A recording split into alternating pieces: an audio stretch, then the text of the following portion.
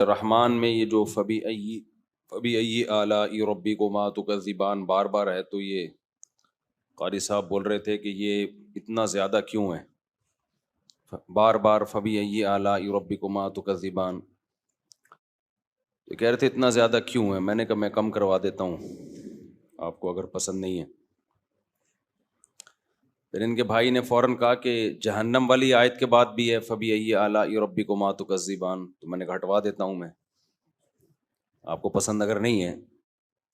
بھائی جہنم میں تو اللہ نے ہول ناکیوں کا تذکرہ کیا نا، اور پھر اللہ کہہ رہے ہیں اللہ کی کس کس نعمت کو جھٹلاؤ گے۔ اب سوال پیدا تو جہنم تو نعمت نہیں ہے، وہ تو عذاب ہے۔ تو ان کو یہ اشکال ہو رہا ہے کہ جہنم والی آیت کے بعد بھی ہے فبی ای آلاء ربکما تکذبان، اے جنات اور انسانوں تم اللہ کی کون کون سی نعمتوں کو جھٹلاؤ گے۔ تو کہہ رہے ہیں یہ جہنم کے بعد کیوں ہے؟ میں نے کہا ہٹوا دیتا ہوں بھائی میں صحیح ہے۔ تو بھائی جہنم کے بعد اس لیے ہے کہ جہنم کی پہلے سے اطلاع دے دینا یہ بھی اللہ کی نعمت ہے، اللہ نے پہلے سے ہوشیار کر دیا ہے۔ تبھی عقل مند لوگ جب جہنم سے بچیں گے تو اللہ کا شکر ادا کریں گے، وہ کہیں گے یہ اللہ کا فضل ہے کہ اس نے ہمیں پہلے سے اس کے بارے میں بتا دیا تھا، اور پھر ہم نے اس کا شکر ادا کیا اور پھر اس جہنم سے بچنے کی کوشش کی۔ اللہ نہ بتاتا عذاب دینے کا اللہ کو پھر بھی حق تھا۔ آپ کسی ملک میں گئے، آپ کو معلوم نہیں ہے کہ اس جرم پہ کیا سزا ہے، اور آپ نے وہ جرم کر لیا۔ اب وہاں جرم کی سزا بہت سخت تھی۔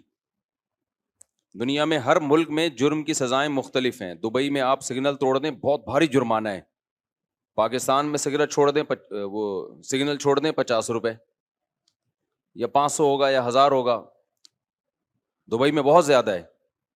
اب آپ نے سمجھا ہوا تھا کہ جتنا یہاں سگنل توڑنے کا جرمانہ ہے دبئی میں بھی اتنا ہی ہے، آپ نے سگنل توڑا ٹھیک ٹھاک جرمانہ ہو گیا آپ کے اوپر، تو آپ کہو گے بھائی یہ تو بہت زیادہ ہے۔ تو جج نے آپ کو کہا یہ جرمانہ ادا کرو، آپ کہ میں نہیں کروں گا۔ وہ کہ کیوں؟ کہہ رہے مجھے تھوڑی پتا تھا اتنا بڑا جرمانہ ہے۔ تو جج کہے گا بھائی آپ کو اگر علم نہیں ہے کہ اتنا بڑا جرمانہ ہے تو یہ آپ کا قصور ہے، ہمارا قصور نہیں ہے۔ تو ہمارا قانون تو لگا بندہ قانون ہے، لیکن اگر دبئی پہلے سے لوگوں کو بتا دے، ایئرپورٹ پہ آتے ہی جگہ جگہ سائن بورڈ لگے ہوئے ہیں بھائی بہت زیادہ جرمانہ ہے، بھائی بہت زیادہ جرمانہ ہے، تو یہ نعمت ہے یا نہیں ہے؟ بہت سے لوگ کم علمی میں سگنل توڑ دیں، ان کو پتہ نہ ہو۔ جب آپ حج کے لیے جاتے ہیں ایئرپورٹ پہ لکھا ہوا ہوتا ہے خبردار سعودی عرب میں منشیات اسمگلنگ کرنے کی سزا سر قلم کرنا ہے۔ بہت سے ملکوں میں یہ سزا نہیں ہے، بلکہ بہت سے ملکوں میں تو منشیات ملے تو ایئرپورٹ والے سب سے پہلے آپ کو نکالتے ہیں، 2 پڑیاں ان کو دے دو، وہ کہیں گے چلو آگے چلو۔ تو سعودی عرب میں بہت سخت سزا ہے، اگر آپ کوئی ہیروئن یا کوئی ایسی چیز لے کر چلے گا فوراً سر قلم۔ تو گورنمنٹ آف سعودیہ نے جگہ جگہ اعلان لگایا ہوا ہے۔ تو یہ نعمت ہے نا کہ بھائی ہم نے آپ کو پہلے سے بہت دفعہ خبردار کر دیا، حالانکہ ہمارے ذمہ خبردار کرنا ضروری نہیں تھا، ایک دفعہ بتا دینا بھی کافی تھا۔ تو اس لیے اللہ نے سورہ رحمان میں جہنم والی آیتوں کے بعد بھی کہا فبی ای آلاء ربکما تکذبان، اپنے رب کی کون کون سی نعمتوں کو جھٹلاؤ گے۔ تو یہ بھی ایک نعمت ہے کہ اتنی خطرناک سزا تھی، اللہ چاہتا ایک دفعہ بتا دیتا یا نہیں بھی بتاتا، جرم تو جرم ہے بھائی، اس میں جو بھی سزا دے اللہ، لیکن اللہ نے بار بار تمہیں اس جرم سے، اس سزا سے خبردار کر دیا۔ تو سورہ واقعہ بھی بہت زیادہ اہم ہے، میں تھوڑا سا سورہ رحمان پھر انشاءاللہ سورہ واقعہ کو بیان کروں گا۔ اللہ نے فرمایا الرحمن علم القرآن خلق الانسان، اللہ نے اپنی صفت سے شروع کیا الرحمن۔ رحمان اور رحیم میں فرق کیا ہے؟ رحیم بہت زیادہ رحم کرنے والا، رحمان جس کی رحمت سب کو شامل ہو۔ دیکھو بہت زیادہ کا مطلب 2 ہوتا ہے، کوانٹٹی کے اعتبار سے اور کوالٹی کے اعتبار سے۔ تو اللہ تعالیٰ کی جو رحمت ہے وہ سب لوگوں کو ڈھانپی ہوئی ہے، تو یہ رحمان ہے۔ اور جن پہ رحم کرتا ہے ان پہ بھی تھوڑا نہیں کرتا بلکہ بہت زیادہ کرتا ہے، یہ کیا ہے؟ رحیم ہے۔ تو اللہ کہتے ہیں اللہ رحمان ہے اور اس کی رحمت ہے علم القرآن، اس نے انسان کو کیا سکھا دیا؟ قرآن سکھا دیا۔ اللہ کے انعامات میں سب سے بڑا انعام قرآن ہے، اور یہ کوئی روایتی بات نہیں ہے حقیقت بھی ہے, گراؤنڈ ریئلٹی بھی ہے. اگر یہ قرآن اللہ نے ہمیں نہ سکھایا ہوتا, ہمارے باپ دادا کو نہ سکھایا ہوتا, ہم نہ جانتے کہ قرآن کیا ہے, تو ہمیں پتا ہوتا کہ حلال کیا ہے حرام کیا ہے. خوراک میں ہماری پتہ ہے کتے بلے ہوتے, سمجھ رہے ہو کہ نہیں سمجھ رہے؟ یہ جو ہم لوگ کتے بلے نہیں کھاتے, یہ کلچر کی وجہ نہیں ہے, شروع سے ہمارے باپ دادے کیا ہیں, بولو, مسلم ہیں. ہم اگر قرآن نہ سیکھتے, ہم میں بہت سے لوگ پتھروں کی بنی ہوئی مورتیوں کے آگے جھک رہے ہوتے. یہ جو اتنی خوبصورت تراویح ہوئی ہے, اتنا رکوع سجدے, سبحان ربی العظیم, سبحان ربی الاعلی, اور یہ الحمد للہ رب العالمین الرحمن الرحیم مالک یوم الدین, کتنا خوبصورت کلام ہے. اللہ کی تعریف ہو رہی ہے, تمام تعریفیں اللہ کے لیے جو تمام جہانوں کا پالنے والا ہے, بڑا مہربان, نہایت رحم کرنے والا, مالک یوم الدین, روز جزا کا مالک. ایاک نعبد, اے اللہ ہم تیری ہی عبادت کرتے ہیں, و ایاک نستعین, مدد صرف ہم تجھ سے طلب کرتے ہیں. کیا مدد مانگتے ہو بتاؤ؟ اہدنا الصراط المستقیم, ہمیں سیدھے راستے پر چلا. بہت سے لوگ غلط راستے پر چلتے ہیں. ہماری سب سے بڑی تمنا ہے, ہم انسان ہیں تو ہمارا ٹریک کیا ہونا چاہیے, سیدھا ہونا چاہیے. اے اللہ کچھ لوگ وہ ہیں جن پر تو نے انعام کیا, اور کچھ دنیا میں ایسے لوگ ہیں جو غلط راستے پہ چلے, تو انعام یافتہ لوگوں کے راستے پہ چلانا, اچھے لوگوں کے راستے پہ چلانا, برے لوگوں کے راستے پہ ہمیں نہیں چلانا. بتاؤ ایسی خوبصورت دعا اور ایسی خوبصورت عبادت دنیا میں کسی مذہب میں ہے؟ کہیں پائی جاتی ہے یہ عبادت؟ تو قرآن نہ ہوتا تو عبادت تو کر رہے ہوتے. ہندو بھی عبادت کرتے ہیں کہ نہیں کرتے, سکھ بھی عبادت کرتے ہیں, عیسائی بھی عبادت کرتے ہیں, سارے مذہب کے لوگ. ایسی خوبصورت سلیکٹڈ عبادت دنیا میں مسلم کے علاوہ کوئی بھی نہیں کرتا. ایسی وحشت ہوتی ہے نا جب آپ ان کی عبادت گاہوں میں جاؤ اور وہاں بت بنے ہوئے نظر آتے ہیں, انسان کو وحشت ہوتی ہے, ایک عجیب سی تنگی دل میں محسوس ہوتی ہے. میں پہلی دفعہ جب برما گیا, منمار ہے نا برما, تو میں نے پہلی دفعہ کسی پتھر کی عبادت کا سچی مچی کا لائیو منظر دیکھا. یوٹیوب پہ تو دیکھا ہوا تھا, بھگوان کے سامنے عبادت ہو رہی ہے یا کوئی بیٹھا ہوا ہے. میں نے پہلی دفعہ ایک منظر دیکھا, پہلی دفعہ. یوٹیوب پہ تو دیکھا ہوا تھا پتھر کے بنے ہوئے بتوں کے سامنے لوگوں کو بیٹھے ہوئے, لیکن جب میں وہاں گیا میں نے فرسٹ ٹائم اپنی آنکھوں سے دیکھا کہ ایک بندہ, ایک وہ کیا کہتے ہیں انگلش میں اس کو, آئیڈل, بت ہی رکھا ہوا ہے, ٹھیک ہے نا, بعد میں یہ پروناؤنسیشن ٹھیک کر لیں گے, بت ہی ٹھیک ہے. 50-50 میں دکھایا کہ ایک آدمی کو پولیس والے نے پکڑا, تمہارا نام کیا ہے؟ اس نے کہا مستنصر حسین تارڑ. چالان کرنا تھا, وہ مسینتے لکھا ہی نہیں آ رہا اس بیچارے سے, اس نے کہا بے جا یار جا یار. اگلے دن دوبارہ وہی آیا, کاغذات ہیں نہیں ہیں, لائسنس ہے نہیں ہے, کہہ رہے نام بتا. اس نے کہا مستنصر حسین تارڑ. کہہ رہے میں پہلے سے لکھ کے لایا ہوں. کہہ رہے ابا کا نام بتا. کہتا متزلزل حسین تارڑ. اب وہ کر رہا متزلزل, دفعہ ہو یہاں سے, صحیح ہے. تو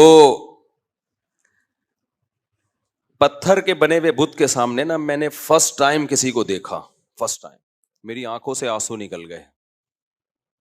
اتنا برا یہ عمل لگ رہا تھا کہ یار ایک انسان اشرف المخلوقات, جو کتنا ذہین, کتنی خوبصورت مخلوق ہے انسان, یہ تیرا کیا لگتا ہے یار؟ پتہ نہیں یہ بت کیا لگتا ہے, اس کی شکل بھی تجھ سے اچھی نہیں ہے, اس کے چہرے پہ ایک عجیب نحوست ہے, تو انسان ہے اور تو اس کے سامنے ایسے کر کے بیٹھا ہوا, اپنے بچے کو بھی بٹھایا ہوا اور خود بھی بیٹھا ہوا.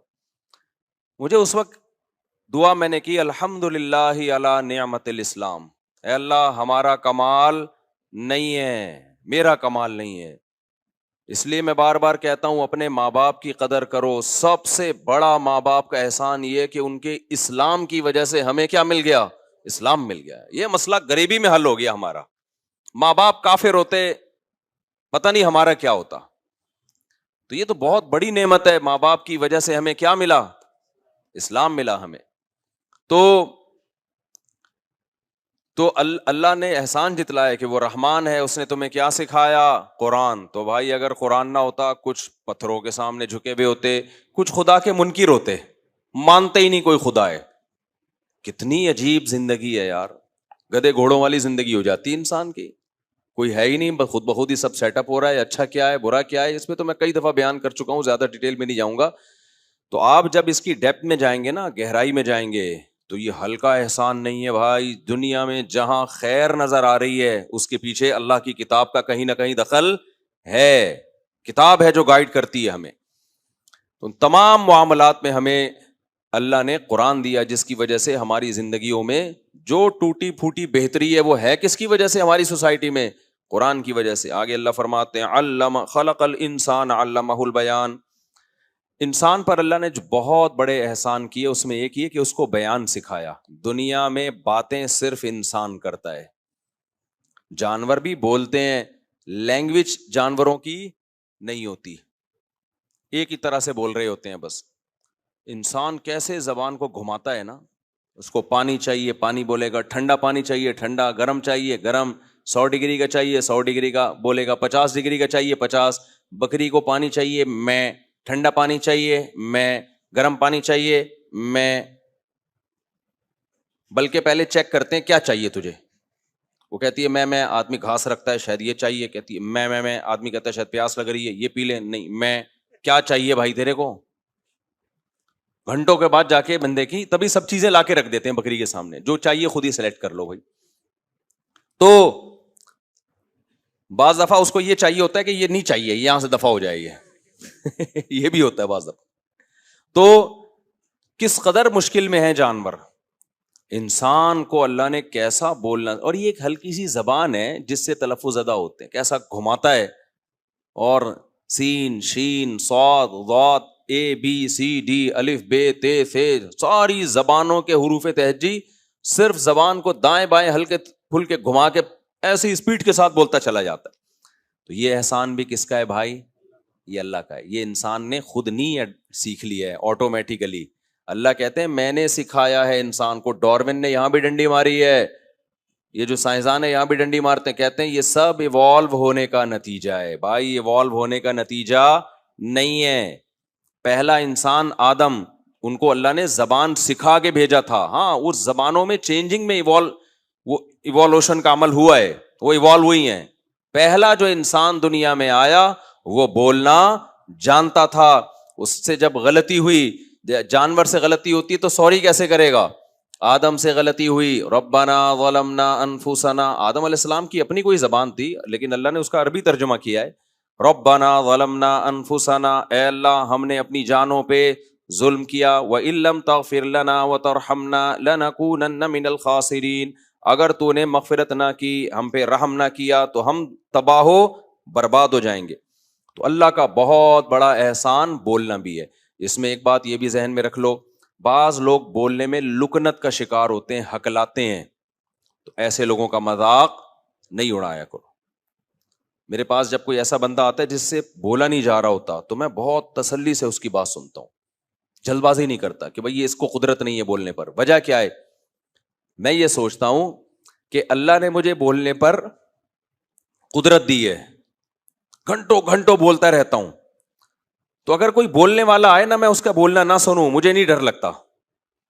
لیکن اگر کوئی بولنے پہ قدرت نہیں ہے اور میں بولوں چل جا یہاں سے، مجھ سے نہیں سنا جا رہا، تو پھر مجھے ڈر لگتا ہے کہ ناشکری کی سزا نہ مل جائے. اللہ یہ نہ کہے کہ تو جو گھنٹوں گھنٹوں بول رہا ہے نا بیٹھ کے، یہ تیرا کمال نہیں ہے، یہ کس کا احسان ہے؟ یہ ہمارا احسان ہے. اور یہ قرآن سے ثابت ہے کہ جو نعمت اللہ نے آپ کو دی ہے نا، تو آپ نے اس شخص کی دوسروں سے زیادہ قدر کرنی ہے جس کے پاس وہ نعمت نہیں ہے. قرآن سے ثابت ہے یہ. قرآن کیا کہتا ہے؟ وَالضُّحَىٰ وَاللَّيْلِ إِذَا سَجَىٰ. آگے اللہ فرماتے ہیں أَلَمْ يَجِدْكَ يَتِيمًا فَآوَىٰ. اے نبی آپ یتیم تھے لیکن آپ کو ہم نے ٹھکانہ دے دیا. کیا مطلب؟ ہر یتیم کو ٹھکانہ نہیں ملتا، اس لیے فَأَمَّا الْيَتِيمَ فَلَا تَقْهَرْ. اب کوئی یتیم آپ کے پاس آئے تو آپ نے جھڑکنا نہیں ہے اس کو. سمجھتے ہیں کہ نہیں سمجھتے؟ کیونکہ کوئی یتیم جس کے پاس اکثر کے پاس ٹھکانہ نہیں ہوتا، تو آپ بھی یتیم تھے لیکن اللہ نے آپ کو ٹھکانہ دے دیا تو اب آپ نے یتیموں کے ساتھ اچھا سلوک کرنا ہے، کیونکہ آپ کو جو اللہ نے نعمت دی ٹھکانے والی، وہ نعمت دنیا میں ہر یتیم کو نہیں ملتی. تو اب جس کے پاس وہ نعمت نہیں ہے، تو جس کے پاس نعمت ہے اس پر لازم ہے کہ جس کے پاس وہ نعمت نہیں ہے وہ اس کی قدر کرے. پھر اللہ نے کہا کہ وَوَجَدَكَ عَائِلًا فَأَغْنَىٰ، آپ مسکین غریب تھے، اللہ نے آپ کو غنی کر دیا. اللہ نے آپ کو کیا کر دیا؟ غنی. وہ حضرت خدیجہ سے جب آپ کا نکاح ہوا نا تو تجارت کا پیسہ حضرت خدیجہ کی طرف سے ملا مزاربت پہ، اس کی طرف اشارہ ہے. تو اس لیے اب اللہ نے کہا وَأَمَّا السَّائِلَ فَلَا تَنْهَرْ، کہ اب کوئی بھکاری آئے تو آپ نے اس کو جھڑکنا نہیں ہے. قہر کہتے ہیں غالب ہونے کو، تنہر کا معنی جھڑکنا. تو اب آپ نے جھڑکنا نہیں ہے اس کو. کیا مطلب؟ بھائی آپ بھی مسکین تھے، اللہ نے آپ کی مسکنت کو دور کیا. ہر ایک کی مسکینی کو اللہ دور نہیں کرتا. آج ہمارے یہاں کیا ہوتا ہے؟ تکبر ہوتا ہے نا انسان میں. کوئی نعمت مل گئی تو اب جس کے پاس نہیں ہے اس کو نیچا دکھانا شروع. اس کے لیے اب ٹائم ہی نہیں ہے. بھائی تو بھی ویسا ہی تھا، تو اللہ نے احسان کر کے تجھے یہ نعمت دے دی، ہر ایک کو نہیں دی. تو اب احسان کا تقاضا یہ ہے کہ جس کے پاس نہیں ہے تو تم نے اس کی توہین نہیں کرنی بلکہ اس کی تعظیم کرنی ہے. سمجھتے ہو کہ نہیں سمجھتے ہو؟ تو اس لیے جس کو اللہ نے طاقت دی ہے نا اس پر کمزور کو عزت دینا زیادہ لازم ہے. جس کو اللہ نے دولت دی ہے اس کو غریب کو پروٹوکول دینا زیادہ لازم ہے. الٹا ہی کام ہو رہا ہوتا ہے، وہ زیادہ تکبر میں آ رہا ہوتا ہے. اسی طرح قرآن نے کیا کہا کہ اے نبی ہم نے آپ کو علم دیا، وَوَجَدَكَ ضَالًّا فَهَدَىٰ. تو اس لیے اما بنعمت ربک فحدث، اس کا تقاضا کیا ہے جو نعمت اللہ نے آپ کو دی ہے وہ آپ لوگوں کے سامنے بیان کریں. تو یہ بہت اہم موضوع ہے. آگے اللہ تعالیٰ کیا فرماتے ہیں؟ اللہ فرماتے ہیں ہم نے تمہیں کیا سکھایا؟ بولو، بولنا. تو علمہ البیان، ہم نے کیا سکھایا؟ بولنا. یہ بولنا اللہ کی بہت بڑی نعمت. بیچارے گونگوں سے دیکھو بس اشاروں میں ہی سمجھا رہے ہوتے ہیں وہ. تو کتنی بڑی اللہ نے ہمیں نعمت دے دی. آگے اللہ نے اپنی بہت ساری نعمتیں بیان کی ہیں. سورہ رحمان میں اللہ نے جہنم کو بھی بیان کیا اور جنت کو بھی بیان کیا. یعرف المجرمون بسیماہم فیؤخذ بالنواصی والاقدام یطوفون بینہا وبین حمیم آن. اللہ کہتے ہیں ان سے کہا جائے گا کہ یہ وہ جہنم ہے جس کا تم انکار کیا کرتے تھے، اور کھولتے ہوئے پانی اور آگ کے درمیان گھومیں گے. قرآن سے بھی حدیث سے بھی یہ بات ثابت ہے کہ جہنمیوں کو جب پیاس لگے گی تو کھولتا ہوا پانی پلایا جائے گا ان کو، جس سے ان کا نیچے کا ہونٹ جل کے لٹک جائے گا. اور قرآن کیا کہتا ہے؟ کلما نضجت جلودہم بدلناہم جلودا غیرہا. اس کی آواز تھوڑی تیز ہو سکتی ہے کائنڈلی پلیز. کوئی بندہ اندر گھسا ہوا ہے؟ ساتھ بیٹھا ہوا ہے اندر؟ کرنٹ نہ لگ جائے، بالکل ہی مشین پہ بیٹھا ہوا ہے. اچھا بھائی، تو شکر ہے تھوڑی تیز کر دی ہو. میں گلے پہ ویسے اتنا دباؤ آ رہا ہے. تو یعرف، اللہ کہتے ہیں کلما نضجت جلودہم، جہنمیوں کو جب جلایا جائے گا تو جب ان کی جل جل کے ختم ہوگی نا، بدلناہم جلودا غیرہا، ہم دوسری جل پیدا کر دیں گے. لیذوقوا العذاب، تاکہ وہ اس عذاب کا مزہ چکھتے رہے. لیکن سورہ رحمان میں اللہ نے جہنم کا تذکرہ کم کیا، جنت کا تذکرہ زیادہ کیا. تو ہم بھی اس میں جنت کا جو تذکرہ ہے وہ کر دیتے ہیں، کیونکہ نام رحمان ہے نا، تو اللہ نے رحمتوں کا تذکرہ زیادہ کیا ہے. وہی مائک کو ہونا شروع ہو گیا. آگے اللہ تعالیٰ فرماتے ہیں وَلِمَنْ خَافَ مَقَامَ رَبِّهِ جَنَّتَانِ، جو اپنے رب سے ڈرے گا، اپنے رب کے سامنے کھڑے ہونے سے اس کو احساس ہے کہ ایک دن میں نے اپنے رب کو منہ دکھانا ہے، تو رب کے لیے کو اعمال کا میں نے حساب دینا ہے، لہذا تنہائیوں میں بھی گناہ سے بچے گا. تو اللہ کہتے ہیں اس کے لیے جنتان، دو باغات ہیں. تو یہاں دو باغات کا مطلب دو نہیں ہے، دو قسم کے باغات ہیں. سمجھتے ہو کہ نہیں سمجھتے؟ اللہ تعالیٰ فرماتے ہیں ذواتا افنان، مختلف قسموں کے. فبأي آلاء ربكما تكذبان، تو بتاؤ اپنے رب کی کون کون سی نعمتوں کو جھٹلاؤ گے. چھوٹی چھوٹے اعمال پہ اتنی بڑی بڑی نعمتیں اس نے تمہارے لیے رکھی ہوئی ہیں. فیہما عینان تجریان، اللہ کہتے ہیں اس میں دو چشمے بہہ رہے ہوں گے.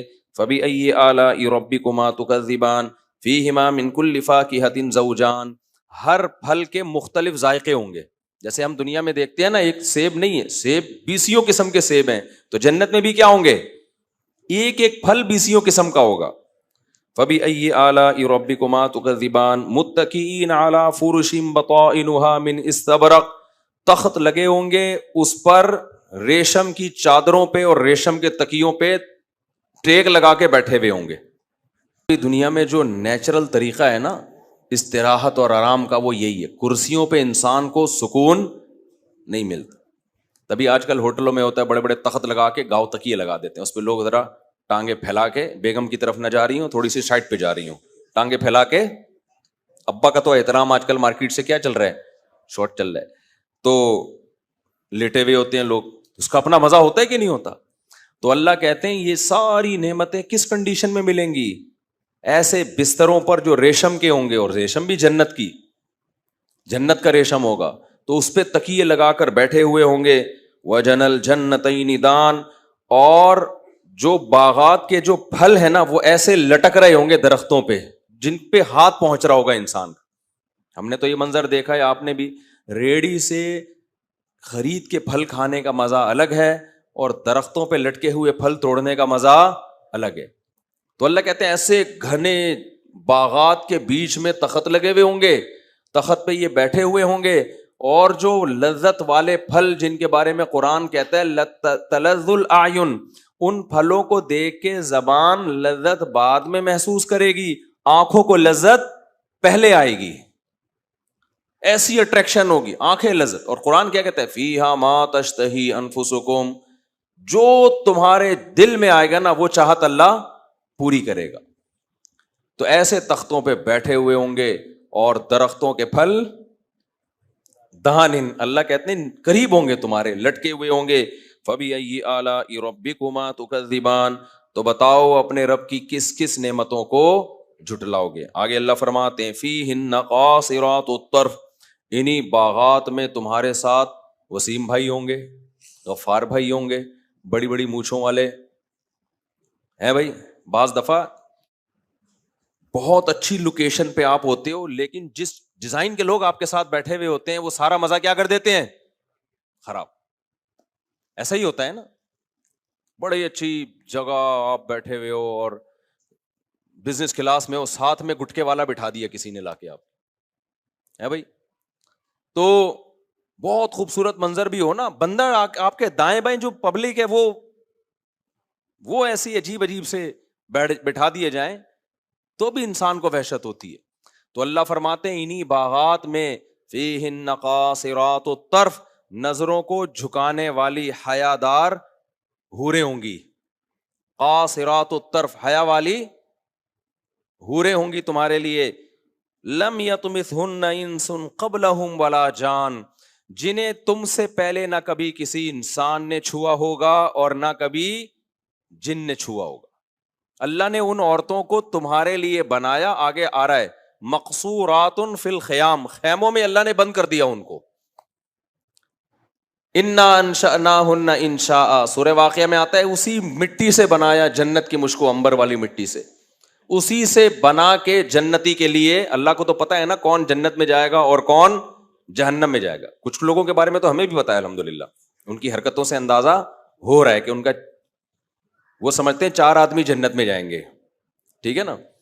تو ان کی حرکتوں سے ایسا لگ رہا ہے اللہ کہے گا تم 4 کے علاوہ سارے چلے جائیں گے. تو جو بھی یہ کہہ رہے ہیں نا میں جنت میں 2-4 اور جنت میں، تو یہ اتنی ساری حوریں کس کے لیے اللہ نے بنائی ہے میرے بھائی. بعض لوگ ایسے بنا کے پیش کرتے ہیں اسلام کو کہ ایسا لگتا ہے 2-4 آدمیوں سے زیادہ کوئی جائے گا نہیں. تو انا انشأناہن انشاء، اللہ کہتے ہیں ہم نے ان کو اسی وہیں سے جوان بنایا ہے، پروان چڑھایا ہے وہیں سے. فجعلناہن ابکارا، اور ہم نے ان کو کنواری بنا دیا. تو وہ اسی جنتی کے لیے اللہ نے تیار کی. اس سے بھی پتا چلتا ہے جنت میں وہ لوگ جائیں گے جو اپنی فطرت پہ ہوں گے. سمجھتے ہو کہ نہیں سمجھتے؟ انسان کی فطرت ہے اسے حیادار بیوی چاہیے. دیکھو گرل فرینڈ سب کو آڑی ترچی لوگ تمنا کرتے ہیں، ناچنے والی، گانے والی، جیسی مرضی ہو، لیکن بیوی بنانے کے لیے انسان کس کو ترجیح دیتا ہے؟ یار حیادار ہو، گھر کی 4 دیواری میں رہنے والی ہو. ایسا نہ ہو کہ کوئی بات کروں تو اینٹ کا جواب کس سے دے, وہ پتھر سے. تو جو سوسائٹی میں جو ہمارے ڈرامے فلمیں جس طرح کی ایک وہ ماحول پیدا کر رہے ہیں نا کہ مرد نے یوں دیکھا تو عورت بھی آگے سے یوں دیکھے, مرد یوں جو ہے نا غصہ کرے تو وہ بھی, مرد نے ایک گالی دی تو آگے سے رپلائی میں 4 گالیاں مل رہی ہیں, اور پھر اس کو اپریشیٹ. ہم اینٹ کا جواب ہمیشہ ہم ادھار نہیں رکھتے, ہم ادھار نہیں رکھتے, تو غلط ہے. مردوں کو بھی ایسا نہیں کرنا چاہیے, لیکن عورت میں بے حیا ہونا بہت بری صفت ہے. تو جو عزت دار لوگ ہوتے ہیں, جو نیچر پہ ہوتے ہیں, ان کو بیوی کیسی چاہیے ہوتی ہے, حیا والی. تو اللہ کہتے ہیں جو جنت میں حور ملے گی وہ بے حیا نہیں ہوگی, وہ کیسی ہوگی, حیا والی. خاص جس کی حیا کو اللہ نے ہائی لائٹ کیا, قاصرات الطرف, اپنی نظروں کو جھکانے والی. اس کا مطلب علماء نے یہ بھی بیان کیا ہے, اب آپ یہ نہ سمجھیں کہ آپ جائیں گے بیگم نظر ہی نہیں اٹھا کے دیکھے گی تو آپ بولیں گے بھائی, تو آپ کو تو پھر غصہ آئے گا نا, بیگم میں کسی سلسلے میں حاضر ہوا ہوں آپ کی خدمت میں. تو قاصرات الطرف کا مطلب غیر مرد سے نظر کو جھکانے والی, اپنے شوہر کے علاوہ اس کے دل میں کوئی بھی نہیں ہوگا. یہ نہیں ہوگا کہ بیگم آج سے تم میری کائنات, آج سے تم میری مسرت. بیگم کہے ٹھیک ہے تم بھی میرے وسیم اور تم بھی میرے غفار. دنیا میں بعض دفعہ ایسا بھی ہو جاتا ہے. تو قاصرات الطرف, اپنی نظروں کو جھکانے والی. اور اللہ نے اسی جنتی کے لیے اس کو تیار کیا, اس لیے اللہ نے فرمایا لم یطمثہن انس قبلہم ولا جان, اس جنتی سے پہلے نہ کسی انسان نے اس کو چھوا اور نہ کسی جن نے اس کو چھوا ہوگا. اللہ آگے فرماتے ہیں فَبِأَيِّ آلَاءِ رَبِّكُمَا تُكَذِّبَانِ, تو بتاؤ اپنے رب کی کون کون سی نعمت کو جھٹلاؤ گے. کتنی بڑی نعمت ہے یا نہیں ہے کہ اللہ نے نیک لوگوں کے لیے جو نماز قائم کرتے ہیں, زکوٰۃ دیتے ہیں, برائیوں سے بچتے ہیں, معاشرے میں فساد نہیں پھیلاتے, معاشرے میں خیر کا کام کرتے ہیں, ان لوگوں کے لیے اللہ نے ان باغات کے اندر ان حوروں کو تیار کیا ہے. آگے اللہ فرماتے ہیں کأنہن الیاقوت والمرجان, وہ حوریں ایسی ہیں جیسے یاقوت اور مرجان. یہ مثال دی گئی ہے, ظاہر ہے 100% جنت کو بیان کرنا دنیا میں اس کی کوئی نظیر ملتی نہیں ہے. یاقوت اور مرجان کے پتھر ہوتے ہیں نا, کیسے چمکدار شفاف. صحیح حدیث میں ہے رسول اللہ صلی اللہ علیہ وسلم نے صحابہ سے فرمایا کہ جنت کی حور اتنی خوبصورت ہوگی, یرا مخ سوقہ ما من وراء اللحم, کہ اس کے جو پنڈلی کا گودا ہے نا وہ بھی گوشت سے نظر آتا ہوگا باہر سے. ایسی شفاف اللہ نے اس کی اسکن کو, اس کی جلد کو بنایا ہے. صحابہ نے عرض کیا یا رسول اللہ یہ کیسے ممکن ہے کہ ایک عورت ہو انسان, ظاہر ہے وہ شیشے کی تو نہیں بنی ہوئی ہوگی نا, اور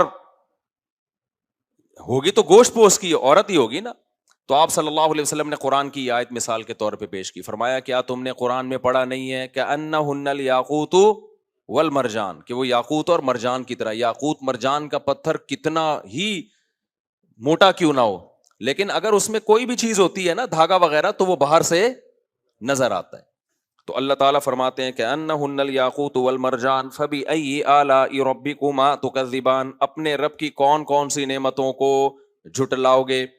یہ جتنے ڈیٹنگ پوائنٹ بنے ہوئے ہیں نا, یہ سب اپنے آپ کو اس حور سے محروم کر رہے ہیں جس حور کا اللہ نے اپنے نیک بندوں سے وعدہ کیا ہے. اور اللہ قرآن میں کہتے ہیں ومن اصدق من اللہ قیلا, اللہ سے زیادہ سچا وعدہ کسی کا نہیں ہو سکتا. آگے اللہ فرماتے ہیں هل جزاء الاحسان الا الاحسان. اب ایک سوال پیدا ہوتا ہے, اللہ ہم نے اتنا عمل تو کیا نہیں ہے, تو اتنی بڑی جنت ہمیں ہمیشہ کے لیے دے گا جس میں ایسے باغات ہوں گے, جس میں ایسے چشمے جاری ہوں گے, جس میں ایسے حوریں ٹہل رہی ہوں گی, تو اتنا بڑا انعام. تو اللہ ہمیں اپریشیٹ کرنے کے لیے کیا کہتے ہیں, هل جزاء الاحسان الا الاحسان.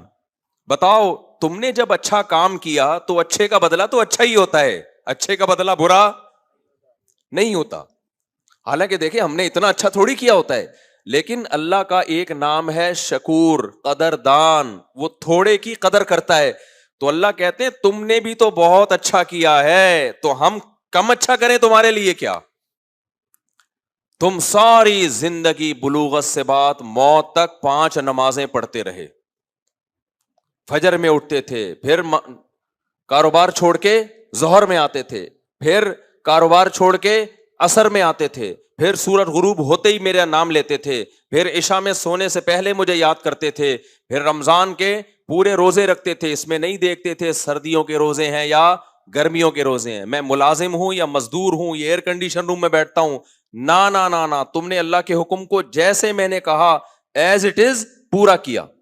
تم نے اپنے چہرے پہ نبی کے حکم کی وجہ سے داڑھی رکھی, اس زمانے میں جس زمانے میں لوگ داڑھی کا مذاق اڑاتے تھے. تم عورت تھی تو تم نے اس زمانے میں اللہ کے حکم کے مطابق پردہ کیا جس زمانے میں لوگ پردے کا مذاق اڑاتے تھے, جس زمانے میں لوگ حلال و حرام کی پرواہ کیے بغیر رزق کماتے تھے. تم نے اس زمانے میں حرام سے اجتناب کیا, حلال پر قناعت کی تم نے. جس زمانے میں لوگ زنا, عیاشی, انٹرنیٹ پر فحش فلموں کی طرف جاتے تھے, اس زمانے میں تم نے اپنی نگاہوں کی, جملہ کمپلیٹ کیا کریں بھائی, اپنی نگاہوں کی حفاظت کی تم نے. جس زمانے میں ترقی یافتہ قومیں بوڑھے باپ اور بوڑھی ماں کو اولڈ ہاؤس میں جمع کرایا کرتے تھے, اس زمانے میں تم نے بوڑھے باپ اور بوڑھی ماں کو گھر میں رکھ کے ان کے قدموں میں جنت تلاش کی ہے. جس زمانے میں لوگ باس کے سامنے تو آواز آہستہ کرتے تھے, بوڑھے باپ دادا کے سامنے آواز آہستہ کرنا کمزوری سمجھا جاتا تھا, اس زمانے میں تم نے بوڑھے ماں باپ کے سامنے اپنی آواز کو اللہ کی خاطر پس کیا اور اپنے غصے کے کڑوے گھونٹ کو نگل لیا. تو اللہ کہتے ہیں ساری زندگی تم نے یہ نیکیاں کی ہیں. لوگ نشہ کرتے تھے, شراب پیتے تھے, تم شراب سے بچتے تھے, حلال پر اکتفا کیا تم نے. کتنی یعنی اگر مسلمان کی زندگی دیکھی جائے تو کتنی عیاشیوں سے وہ اپنے آپ کو بچاتا ہے.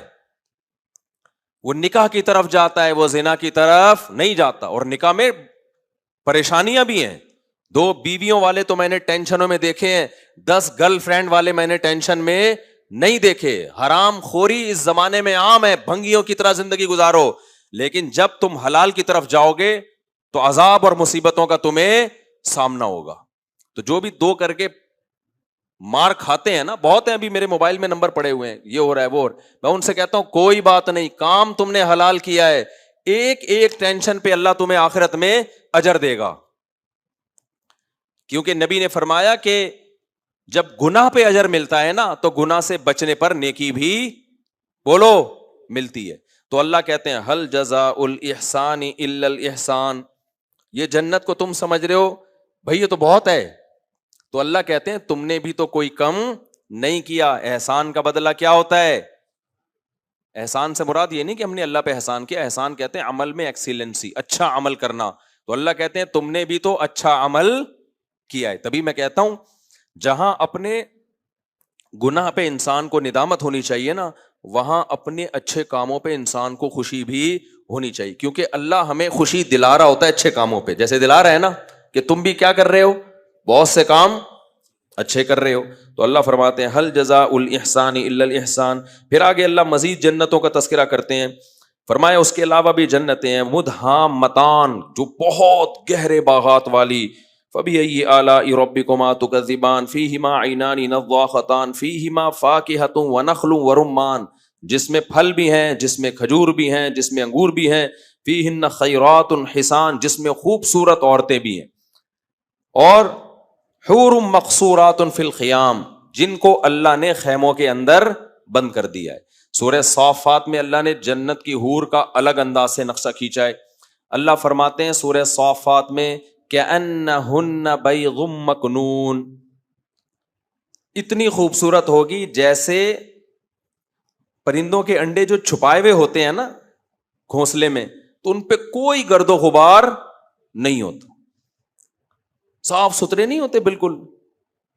تو اللہ کہتے ہیں حور کی مثال دے رہے ہیں جیسے جو انڈے ہوتے ہیں اور چھپائے ہوئے انڈے ہوتے ہیں. مختلف قسم کی تعبیرات ہیں یہ قرآن کی, مختلف قسم کی تعبیرات. اور حور کا لفظ کا مطلب کیا ہے؟ حورا. حورا کہتے ہیں سفید, ایسی عورت جس کی آنکھوں میں سفیدی انتہائی سفید ہو اور اس میں سیاہی انتہائی سیاہ ہو, اور بڑی آنکھوں والی. تو جتنے بھی دنیا میں حسن کی مثالیں دی جاتی ہیں, جن کو حسن کا معیار سمجھا جاتا ہے, وہ تمام چیزیں چاہے وہ ظاہری حسن سے متعلق ہوں یا باطنی حسن سے متعلق ہوں، وہ تمام کی تمام اللہ نے جنتی عورت میں پیدا کر دی. تو یہ سورہ رحمان میں اللہ نے کچھ جنت کا نقشہ کھینچا ہے. میں نے بہت زیادہ ڈیٹیل میں نہیں بیان کیا، آگے سورہ واقعہ میں بھی اللہ نے، لیکن سورہ واقعہ میں اللہ نے جتنا اہتمام سے جنت بیان کی اتنے ہی اہتمام سے جہنم کو بھی بیان کیا. تو ہم سورہ واقعہ کی طرف چلتے ہیں. اللہ نے فرمایا وَكُنْتُمْ أَزْوَاجًا ثَلَاثًا، جب قیامت قائم ہوگی تو تم 3 حصوں میں ڈیوائیڈ ہو جاؤ گے. ابھی تو ہم بہت سارے حصوں میں ڈیوائیڈ ہے نا، کوئی کالا ہے، کوئی درمیانہ ہے، کوئی گورا ہے، کوئی سانولا ہے. کوئی جب کلر بتایا جاتا ہے نا لوگوں کا، یہ اندھیرے میں نظر آتا ہے، یہ اندھیرے میں نظر نہیں آتا، اتنا ڈارک ہے کہ اندھیرے میں نظر نہیں آتا، یہ اتنا ہے ڈارک ہے لیکن اندھیرے میں پھر بھی نظر آ جاتا ہے، اور یہ اتنا وائٹ ہے کہ روشنی میں نظر نہیں آ رہا ہوتا. یہ وائٹ ہے لیکن اتنا نہیں ہے کہ روشنی میں نظر ہی نہ آئے. تو مختلف پھر پیسوں کے اعتبار سے تقسیم کیا ہوا ہے ہم نے، یہ پیسے والا، یہ غریب، یہ مالدار، یہ درمیانے طبقے کا، کتنی قسم کی ہیں. پھر قوموں کے لحاظ سے پٹھان ہے، مہاجر ہے، سرائکی ہے، پنجابی ہے، بلوچی ہے. ملکوں کے لحاظ سے یہ پاکستانی ہے، یہ افغانی ہے، یہ ایرانی ہے، یہ ترانی ہے، یہ امریکی ہے، یہ جاپانی ہے. اللہ کہتے ہیں جب قیامت کا سور پھونکا جائے گا تو نہ کوئی جاپانی رہے گا، نہ کوئی پاکستانی رہے گا، نہ کوئی کالا رہے گا، نہ کوئی گورا رہے گا. تم 3 حصوں میں ڈیوائیڈ ہو جاؤ گے. سمجھتے ہو کہ نہیں سمجھتے؟ وَكُنْتُمْ أَزْوَاجًا ثَلَاثًا، کیونکہ اللہ نے ہمیں آزمائش کے لیے پیدا کیا ہے. تو بس جو رزلٹ اناؤنس ہوگا اس میں کہا جائے گا بھائی یہ ہیں جو A+ سے کامیاب ہوئے ہیں. ان میں کچھ جاپانی ہوں گے، کچھ افغانی ہوں گے، کچھ پاکستانی ہوں گے، کچھ سعودی ہوں گے، کچھ کالے ہوں گے، کچھ گورے ہوں گے، کچھ مرد ہوں گے، کچھ عورتیں ہوں گی. اللہ کہتے ہیں یہ A+ والے کہاں چلے جائیں؟ ان کو جو میں نے پیپر دیا تھا اس میں پاکستان، جاپان، افغانستان کا کوئی تذکرہ نہیں تھا. اس میں یہ تھا کہ میری احکامات کو فالو کیا ہے کہ فالو نہیں کیا. جب آپ ایگزام دیتے ہیں تو اس میں کوئی فرق ہوتا ہے؟ بھائی پیپر میں تو جس نے پیپر جتنا حل کیا اس کے حساب سے اس کو نمبر دے دیے جاتے ہیں. تو اللہ کہیں گے کنتم ازواجن ثلاثا، تم کتنے حصوں میں ڈیوائیڈ ہو جاؤ گے؟ 3 حصوں میں. وہ 3 کون سے حصے ہوں گے؟ اللہ فرماتے ہیں فاصحاب المیمنۃ ما اصحاب المیمنہ. ایک وہ ہوں گے جو پاسنگ مارکس لے کے آئیں گے، ایک وہ ہوں گے جو کیا ہوں گے؟ پاس ہو گئے.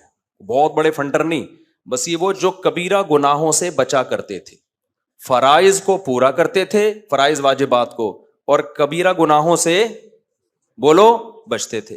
اور اگر کبھی گناہ ہو جائے تو توبہ میں تاخیر نہیں کرتے تھے، توبہ کے ساتھ دنیا سے گئے ہیں. تو یہ ہوں گے پاسنگ مارکس والے. سمجھتے ہو کہ نہیں سمجھتے؟ بھائی زنا سے بچے، شراب سے بچے، ماں باپ کے ساتھ بدسلوکی، بہت خدمت بھی نہیں کی لیکن بدتمیزی بھی نہیں کی، ٹھیک ہے نا، رشتہ داری توڑی بھی نہیں لیکن جوڑنے میں بھی کوئی خاص کردار ادا بولو نہیں کیا. سمجھ رہے ہو؟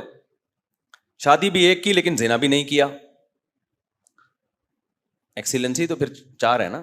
خیر، تو اور اس طرح جتنے بھی کام ہے نا ان میں بس اتنا کیا کہ شریعت کا واجب حکم زندگی میں بس ایک فرض حج کر لیا. پیسہ تھا پھر بھی انہوں نے کہا بس ہو گیا نا، بس کافی ہے، ایک فرض حج زندگی کے لیے کیا ہے؟ کافی ہے. زکوٰۃ اور صدقات واجبہ دے دیے، تھوڑی بہت جہاں ضرورت تھی وہاں بھی صدقہ دے دیا. زیادہ آگے جانے کی کوشش نہیں کی. فوکس زیادہ دنیا ہی کو کیا ان لوگوں نے.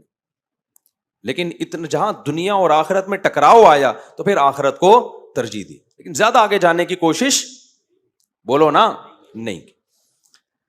تو اللہ فرماتے ہیں یہ ہے اصحاب المیمنہ، دائیں ہاتھ والے. آگے فرماتے ہیں ما اصحاب المیمنہ، واہ واہ کیا خوب ہیں دائیں ہاتھ والے. یعنی اتنا بھی کر لو تو یہ بھی تھوڑا بولو نہیں، یہ بھی جنت میں جائیں گے. اور وہ جنت تھوڑی بھی بہت زیادہ ہے، وہ تھوڑی بھی کم نہیں ہے. تو آگے اللہ فرماتے ہیں وَأَصْحَابُ الْمَشْأَمَةِ، کچھ لوگ ہوں گے جن کو اعمال نامہ لیفٹ ہینڈ میں دیا جائے گا. یہ وہ لوگ ہیں جن کی برائیاں ان کی نیکیوں پہ زیادہ وزنی ہو گئیں. کبیرہ گناہ کرتے تھے، توبہ کی توفیق نہیں ملتی تھی، نمازیں چھوڑ دیتے تھے، عورت بے پردہ رہتی تھی، جو بھی قطع رحمی، رشتہ داریاں توڑتے تھے، خونی رشتوں کو آپس میں لڑاتے تھے. یاد رکھو یہ چغلی جو ہے نا، چغلی ادھر کی ادھر، ادھر کی ادھر، یہ ہلکا جرم نہیں ہے. نبی نے فرمایا 2 شخصوں کے بارے میں کہ ان کو عذاب قبر ہو رہا ہے. ایک پیشاب سے احتیاط نہیں کرتے تھے, ناپاک جب رہے گا انسان تو نماز نہیں ہوگی نا. دوسرے کیا, یمشی بن نمیمہ, ادھر کی ادھر ادھر کی ادھر. بعض لوگوں کی عادت ہوتی ہے ہر وقت نیگیٹیوٹی سوسائٹی میں پھیلاتے ہیں اور اچھے اچھے رشتوں کو آپس میں لڑا دیتے ہیں, میاں بیوی میں طلاقیں کروا دیتے ہیں. اور یہ کام میاں بیوی میں طلاقوں والا کام نندے اور بھابیاں جس اسٹائل سے کرتی ہیں, یہ صلاحیت اس کائنات میں اللہ نے کسی اور کو نہیں دی ہے. اسی وجہ سے میں کہتا ہوں نندوں کو جب اپنے گھر میں آیا کرو نا, اپنے بھائی کے گھر میں نیچ گھس گھس کے دیکھا کرو کون ٹائم پہ کام کر رہا ہے کون نہیں کر رہا, بھابھی کتنے بجے سو کے اٹھتی ہے کتنے جلدی سو کے. تمہارا کام نہیں ہے, تم آؤ سلام دعا کرو اپنے گھر میں جاؤ. وہاں جب بھی کوئی نند آئے گی نا, جو نندے بیان سن رہی ہیں ان کے علاوہ کی بات کر رہا ہوں, وہ بھائی اور بھابھی کو لڑا کے جائے گی لازمی. یہ رپورٹ ہے, یہ ہوائی اخباروں کی خبریں نہیں ہے, یہ ہمارا اپنا چلتا پھرتا ریسرچ سینٹر ہے. میرا ریسرچ پیپر بھی ہے ایک میرے پاس, ٹھیک ہے نا, تو اس کی ریسرچ چاہیے. فساد فساد, جب گھر میں آؤ غیبتیں, وہ یہ کر رہی ہے, وہ یوں کر رہا ہے, وہ ایسے کر رہی ہے, وہ ابے چھوڑو, تمہارا ہیڈک بولو نہیں ہے. کون کیا کر رہا ہے, تم اپنے گھر میں خوش رہو یار. اس گھر میں غلط ہو رہا ہے صحیح ہو رہا ہے, تمہارا کیا لینا نہیں. ایکچولی ہمیں اپنی ماں کی فکر ہے. ہماری ماں ٹینشن میں آتی ہے جب بھابھی اس طرح سے کرتی ہے, تو ہماری ماں کیا ہوتی ہے, ابے جب تو لڑوا کے جائے گی نا تو تیری ماں زیادہ ٹینشن میں آئے گی, چھوڑ دے ان کو. تو ہر شخص, اور یہ بھابھی کون سا, یہ جب اپنے ماں کے گھر جائے گی تو وہاں بھی یہ کیا کر رہی ہوتی ہے, وہی جو اس کے ساتھ ہو رہا ہے وہ وہاں پارسل کر دیتی ہے جا کے. تو اور دفتروں میں مرد یہ کام کر رہے ہوتے ہیں. مرد کون سا آج کل ٹھیک ہے, دفتروں میں ابے اس کی تنخواہ دے گا, ابھی نیا نیا آیا تنخواہ 1 لاکھ لے رہا ہے, یہی تو ہے اس میں ہم نے 20 سال سے گھاس کھا رہے ہیں یہاں پہ. یار تمہیں کوئی اعتراض ہے, تم باس کو ایک لیٹر لکھ کے دو, سر میری تنخواہ بڑھا دو. یہ تمیز والا طریقہ ہے, سمجھ رہے ہو. ادھر ادھر کی باتیں دیکھو, اپنے واقعہ سنانے میں کوئی حرج نہیں. میری ناغے نمازوں میں بہت زیادہ ہو رہے تھے, میرے سفر اتنے زیادہ ہو گئے, تنخواہ مجھے پوری مل رہی تھی. تو میں نے کمیٹی کو بتایا, میں نے کہا بھائی میرے اب ناغے بہت زیادہ ہونے لگے ہیں, اب میں ناغے تو کروں گا کیونکہ میرے سفر بہت ہیں, تو میری آپ سیلری کیا کر دیں, جو بھی وظیفہ, سیلری تو نہیں کہنا چاہیے اس کو, جو وظیفہ ہے وہ کیا کر دیں, کوئی کمپنی تھوڑی ہے جو سیلری مل رہی ہے, جو وظیفہ ہے وہ کم کر دیں آپ. تو انہوں نے اگنور کر دیا. میں نے 2 دفعہ کہا, میں نے کہا مجھے خود اب اچھا نہیں لگتا جب میں ذمہ داری پوری نہیں کر رہا ہوں, تو وظیفہ کیا کرو بھائی. 3-4 دفعہ انہوں نے دل بڑا کیا, انہوں نے کہا نہیں آپ بہت پرانے ہیں, تھوڑا سا انسان پرانا ہونے کا بھی خیال کرتا ہے, نہیں بھائی آپ کو اتنے سال ہو گئے. لیکن کیا لوگ باتیں کر رہے ہیں, اس کے کان میں ابے نماز ایک دیکھا, اس دن ظہر میں شارٹ تھے, اس دن عصر میں غائب ہیں, جاپان میں بیٹھے ہوئے ہیں, کبھی آسٹریلیا جا رہے ہیں, تنخواہ پوری لے رہے ہیں, تنخواہ کیا کر رہے ہیں. اتنا فساد, ادھر کی ادھر ادھر کی ادھر. اگر آپ کو کوئی اعتراض ہے بھائی, آپ ایک لیٹر لکھ کے دے دو, یا ایک دفعہ صدر سے بات کر لو, وہ آپ کو بتا دے گا بھائی امام صاحب تو خود 20 دفعہ یہ بات کہہ چکے ہیں, لیکن ہم خود ایک پروٹوکول دے رہے ہیں. اب کیا ہوا, 1 مہینہ پہلے پھر یہی باتیں, میں نے ان سے بولا بھائی جان کم کر دو, یہ ادھر ادھر جو کانا پھوسی چل رہی ہے نا, یہ میرے لیے تنخواہ سے کم تنخواہ مجھے قابل برداشت ہے. یہ جو کانا پھوسی ہو رہی ہے نا, اس کے کان میں جا کے یوں کہنا, اس کے کان میں جا کے یوں کہنا, یہ نماز پڑھا نہیں رہے, تنخواہ پوری لے رہے ہیں. میں نے کہا کم کر دو, انہوں نے الحمدللہ تقریباً ختم ہی کر دی ہے. تو مجھے خوشی ہے. اب اگر کوئی آ کے کان بھرتا ہے نہیں دیکھو تو بولو بھائی نہیں لے رہے تنخواہ, جاؤ. تو یہ فساد کی بات ہے. اگر میں یہ نہیں کہہ رہا سب کو اپنے حال پہ چھوڑ دیں, بہت کچھ غلط بھی ہو رہا ہوتا ہے, لیکن غلط کو ٹھیک کرنے کا ایک طریقہ ہوتا ہے. ادھر جا کے اس کے کان میں, ایک صاحب تو مسلسل بیٹھے ہوئے اس کام کے لیے, ادھر بیٹھے رہیں گے, فارغ لوگوں کا یہ کام ہوتا ہے. بھائی امام صاحب نے جو گارڈ وارڈ رکھے ہوئے, تیرا باپ, ان سے پوچھو ان کا باپ تنخواہ دیتا ہے, اس کی کہاں سے آ رہا ہے یہ سارا, یہ تنخواہ کہاں سے آ رہی ہے ان کے پاس. پرسوں کسی نے روکا, وہ بولنے لگے گارڈ کو, کیا نبی صلی اللہ علیہ وسلم کے کوئی گارڈ تھے جن کے پاس رائفلیں لے کے گھومتے تھے. وہ گارڈ کو جا کے سمجھا رہے ہیں, اس کو تو موٹیویٹ کرو, بیٹا شاباش ویل ڈن, جو شکایتیں ہم سے آ کے کرو نا, تنخواہ تو وہ پوری لے گا, اس کے بعد جب اس کو احساس ہوگا یار ہم فالتو ہیں, ٹھیک ہے نا, ہم تمہارا تو کوئی کام ہی نہیں, تو فساد ہوگا کہ نہیں ہوگا. تو یہ بہت خطرناک چیزیں ہوتی ہیں لڑوانے والی. جو اعتراض ہے بھائی اس سے جا کے کرو, نہیں کر سکتے تو چپ کر کے آرام سے بیٹھے رہو. یہ مرغیاں کیوں پالی ہوئی ہیں, یہ انڈے, یہ مرغی کھانا ہے, ہر وقت اوٹ پٹانگ نیگیٹو باتیں, گاڑی کہاں سے آ گئی. یہ تو میں نے اتنا فیئر میں ان میں رہا ہوں کہ میں نے لوگوں کو خود کہا ہوا ہے, بھائی جو پوچھنا ہے مجھ سے پوچھو, میں انشاءاللہ ہر سوال کا جواب دینے کے لیے تیار ہوں, تاکہ مجھ پہ کوئی انگلی نہ اٹھے کہ کوئی چندے کے پیسے تو نہیں دائیں بائیں کر دیے. اس کے بعد یہ حال ہے, اس کے بعد مجھ سے نہیں پوچھ رہے ہوتے, کبھی ادھر جا کے پوچھ رہے ہیں. وہی ہے کہ یہاں سے ایک تار لگا کے نا نکال کے, جو مائک تو ابھی تمہارے خراب چل رہا ہے, تو یہ ہر جگہ ہوتا ہے. بھائی اپنے کام سے کام رکھو. اگر سوسائٹی میں کچھ غلط ہو رہا ہے تو جو بھی اس امور کے ماہرین ہیں, جو اس کے ذمہ دار ہیں, ان تک ایک دفعہ اپنی بات آرام سے پہنچا دو. ہو سکتا ہے آپ کو غلط فہمی ہو رہی ہو, وہ غلط فہمی آپ کی دور ہو جائے. ادھر ادھر باتیں نہ کرو, بہت لڑواتے ہیں, بدگمانیاں. اور ہمارے جامعہ میں ایک استاذ تھے, وہ ناغے بہت کرتے تھے. اب ان کے بارے میں یہ دیکھو, یہ اپنا کام بندہ کرے نہیں, دوسروں کی غیبتیں کرتا رہے. تو ایک ٹیچر نے بلایا, انہوں نے بولا ہمیں پتہ ہے یہ ناغے کرتے ہیں, ان کا کام یہ ہے نہیں, ان کو ایک ایسی آسان سی ہم نے کتاب دی ہے جو ناغوں کے ساتھ ہی پڑھائی جائے گی, ٹھیک ہے نا, لیکن ان کو ہم نکال نہیں رہے کیونکہ ان سے ہم دوسرے کام بہت زیادہ لے رہے ہیں. تو بات کلیئر ہو گئی. تو یہ جو نمیمہ ہے نا, چغل خوری, اس کے کان میں جا کے کچھ, یہ دفتروں میں بہت ہوتی ہے. تو جو بات ہے آپ اپنے باس کو لکھ کے دے دو, بتا دو, پوری ہو جائے ٹھیک ہے, نہیں ہے تو ریزائن دے دو, بھائی ہم نہیں رہتے یہاں پہ. یہ نہ کرو فساد. منافقین جب غزوہ تبوک میں نہیں گئے نا, کیونکہ بہت شدید گرمی تھی, بڑی لمبی لڑائی تھی, تو صحابہ بہت پریشان ہوئے. دیکھو عین وقت پہ انکار کر دیا, تو اللہ نے نبی کو تسلی دی, لو خرجوا فیکم ما زادوکم الا خبالا. اللہ نے کہا اچھا ہوا نہیں گئے, یہ نکلتے پھوٹ ڈالتے لڑائی, جا کے باتیں کرتے, اتنی گرمی ہے اور کھجور کے باغات پکے ہوئے ہیں, ہم نے ساری زندگی قربانیاں دی ہیں, اور اب ہمیں اتنی لمبی جنگ میں لے جایا جا رہا ہے. بھائی یہ کیا ہے یار, ہم کیا اسی کام کے رہ گئے ہیں کیا؟ قرآن میں تو 4 شادیوں کا تذکرہ ہے, اور ہمیں کام کیا لیے جا رہے ہیں ہم سے, ہر وقت جہاد جہاد جہاد جہاد. بھائی کسی اور کو, وہ اس کو تو وہیں چھوڑ کے دے گا, وہ نہیں, وہ اس کو تو وہیں چھوڑ کے آ گئے, پتہ نہیں وہ اس کو کیوں چھوڑ دیا وہاں پہ, ہمیں بول لے گا. تو اللہ کہتے ہیں یہ انہوں نے تمہارے بیچ میں رہ کے اتنی نیگیٹیوٹی پھیلانی تھی کہ ان کے جانے سے تمہیں وہ فائدہ نہیں ہونا تھا جو جانے سے تمہیں نقصان ہونا تھا. تو ہر سوسائٹی میں ایسے لوگ بولو ہوتے ہیں, گھر میں بھی ہوتے ہیں. سے کہنا پڑتا ہے, بعض مائیں بھی لڑاتی ہیں اپنے بچوں کو, یہ بھی ایک گراؤنڈ ریئلٹی ہے. مائیں خود اپنے بچوں کے خلاف ایک دوسرے کے کان بھر رہی ہوتی ہیں, وہ بھی یہ کام کر رہی ہوتی ہیں. باپ بعض دفعہ کر رہا ہوتا ہے یہ کام, اپنے بچوں کے ایک دوسرے کے خلاف نفرتیں پیدا کر رہے ہوتے ہیں. اب تو یہ غلط ہے, نہ باپ کے لیے جائز نہ ماں کے لیے جائز ہے یہ. تو سارا پروگرام اسی سیٹ اپ پہ چل رہا ہے ہمارا. تو اللہ تعالیٰ کیا فرماتے ہیں, یہ میں نے اس لیے بتایا کہ یہ بھی کبیرہ گناہ میں داخل ہے, اس کو ہماری سوسائٹی میں گناہ نہیں سمجھا جاتا. تو اللہ کہتے ہیں جو کبیرہ گناہوں سے نہیں بچے تو ان کے گناہوں کا پلڑا بھاری ہو گیا اور نیکیوں کا پلڑا ہلکا ہو گیا.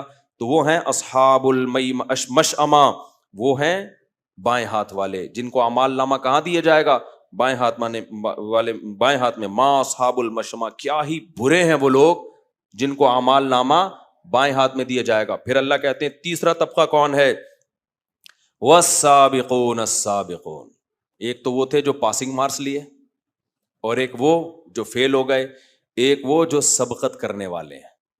السابق, ان میں سب سے پہلے مجاہدین داخل ہیں, جنہوں نے اپنی جان اللہ کے حوالے کر دی. سب سے پہلے کون داخل ہے, مجاہدین داخل ہیں. اور پھر ان میں وہ علماء جنہوں نے اپنی زندگی دین کی تبلیغ کے لیے وقف کر دی.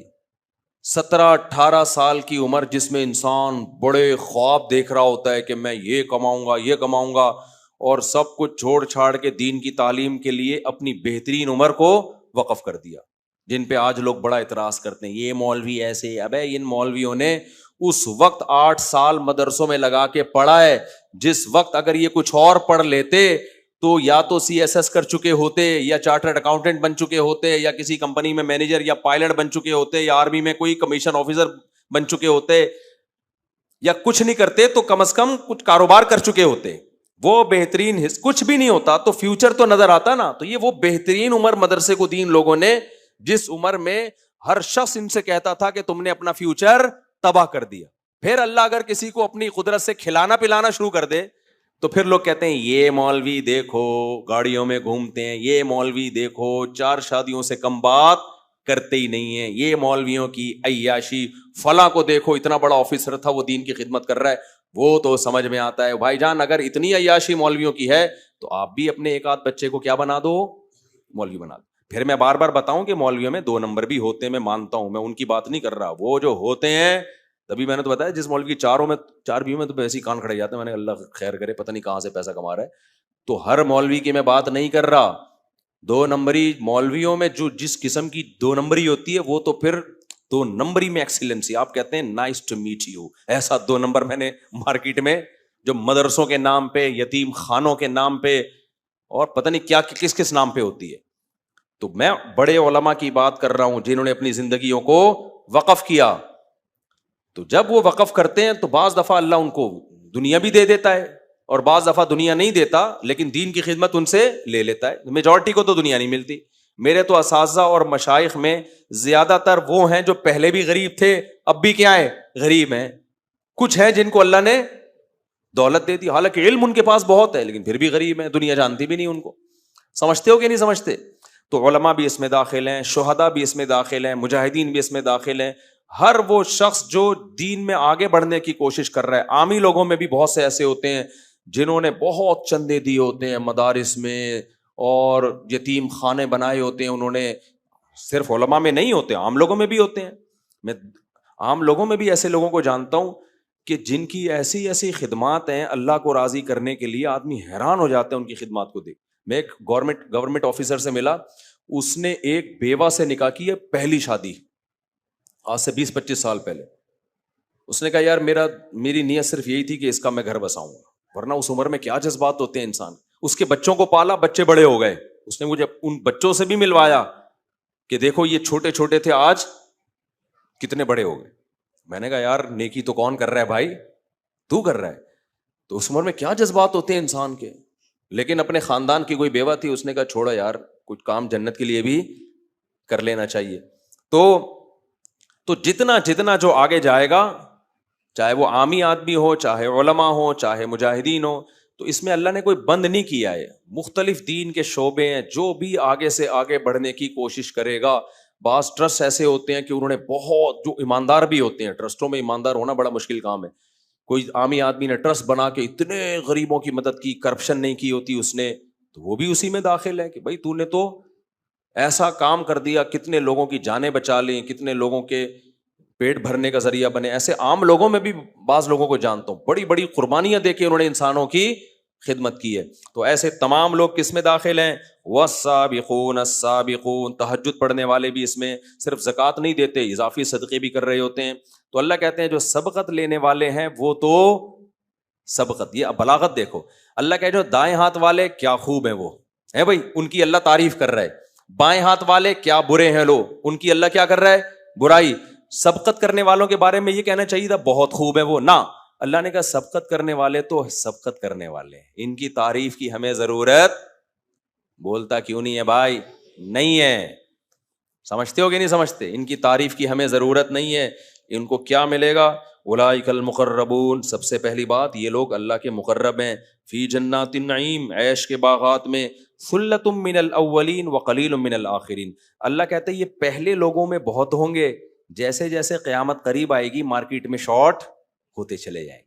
صحابہ تابعین میں یہ بہت تھے, اور آج لوگ صحابہ ہی تابعین کو سب سے زیادہ مذاق اڑاتے ہیں کہ ان کو کیا پتا تھا دین کا, حدیث میں تو یہ آتا ہے, اور ان لوگوں نے دین کو تبدیل کر دیا, یہ کر دیا. وہ صبح بیان کر رہے تھے نا, کہ مولانا صاحب بیان کر رہے تھے نا آج فجر میں, کتنی زبردست بات کی انہوں نے, کہ بعض لوگ کہتے ہیں چند صحابہ نیک تھے, باقی تو سارے معاذ اللہ منافق تھے. تو انہوں نے کہا یہ منافق تھے تو ایران کیا تمہاری ماں کو جہیز میں ملا تھا کیا؟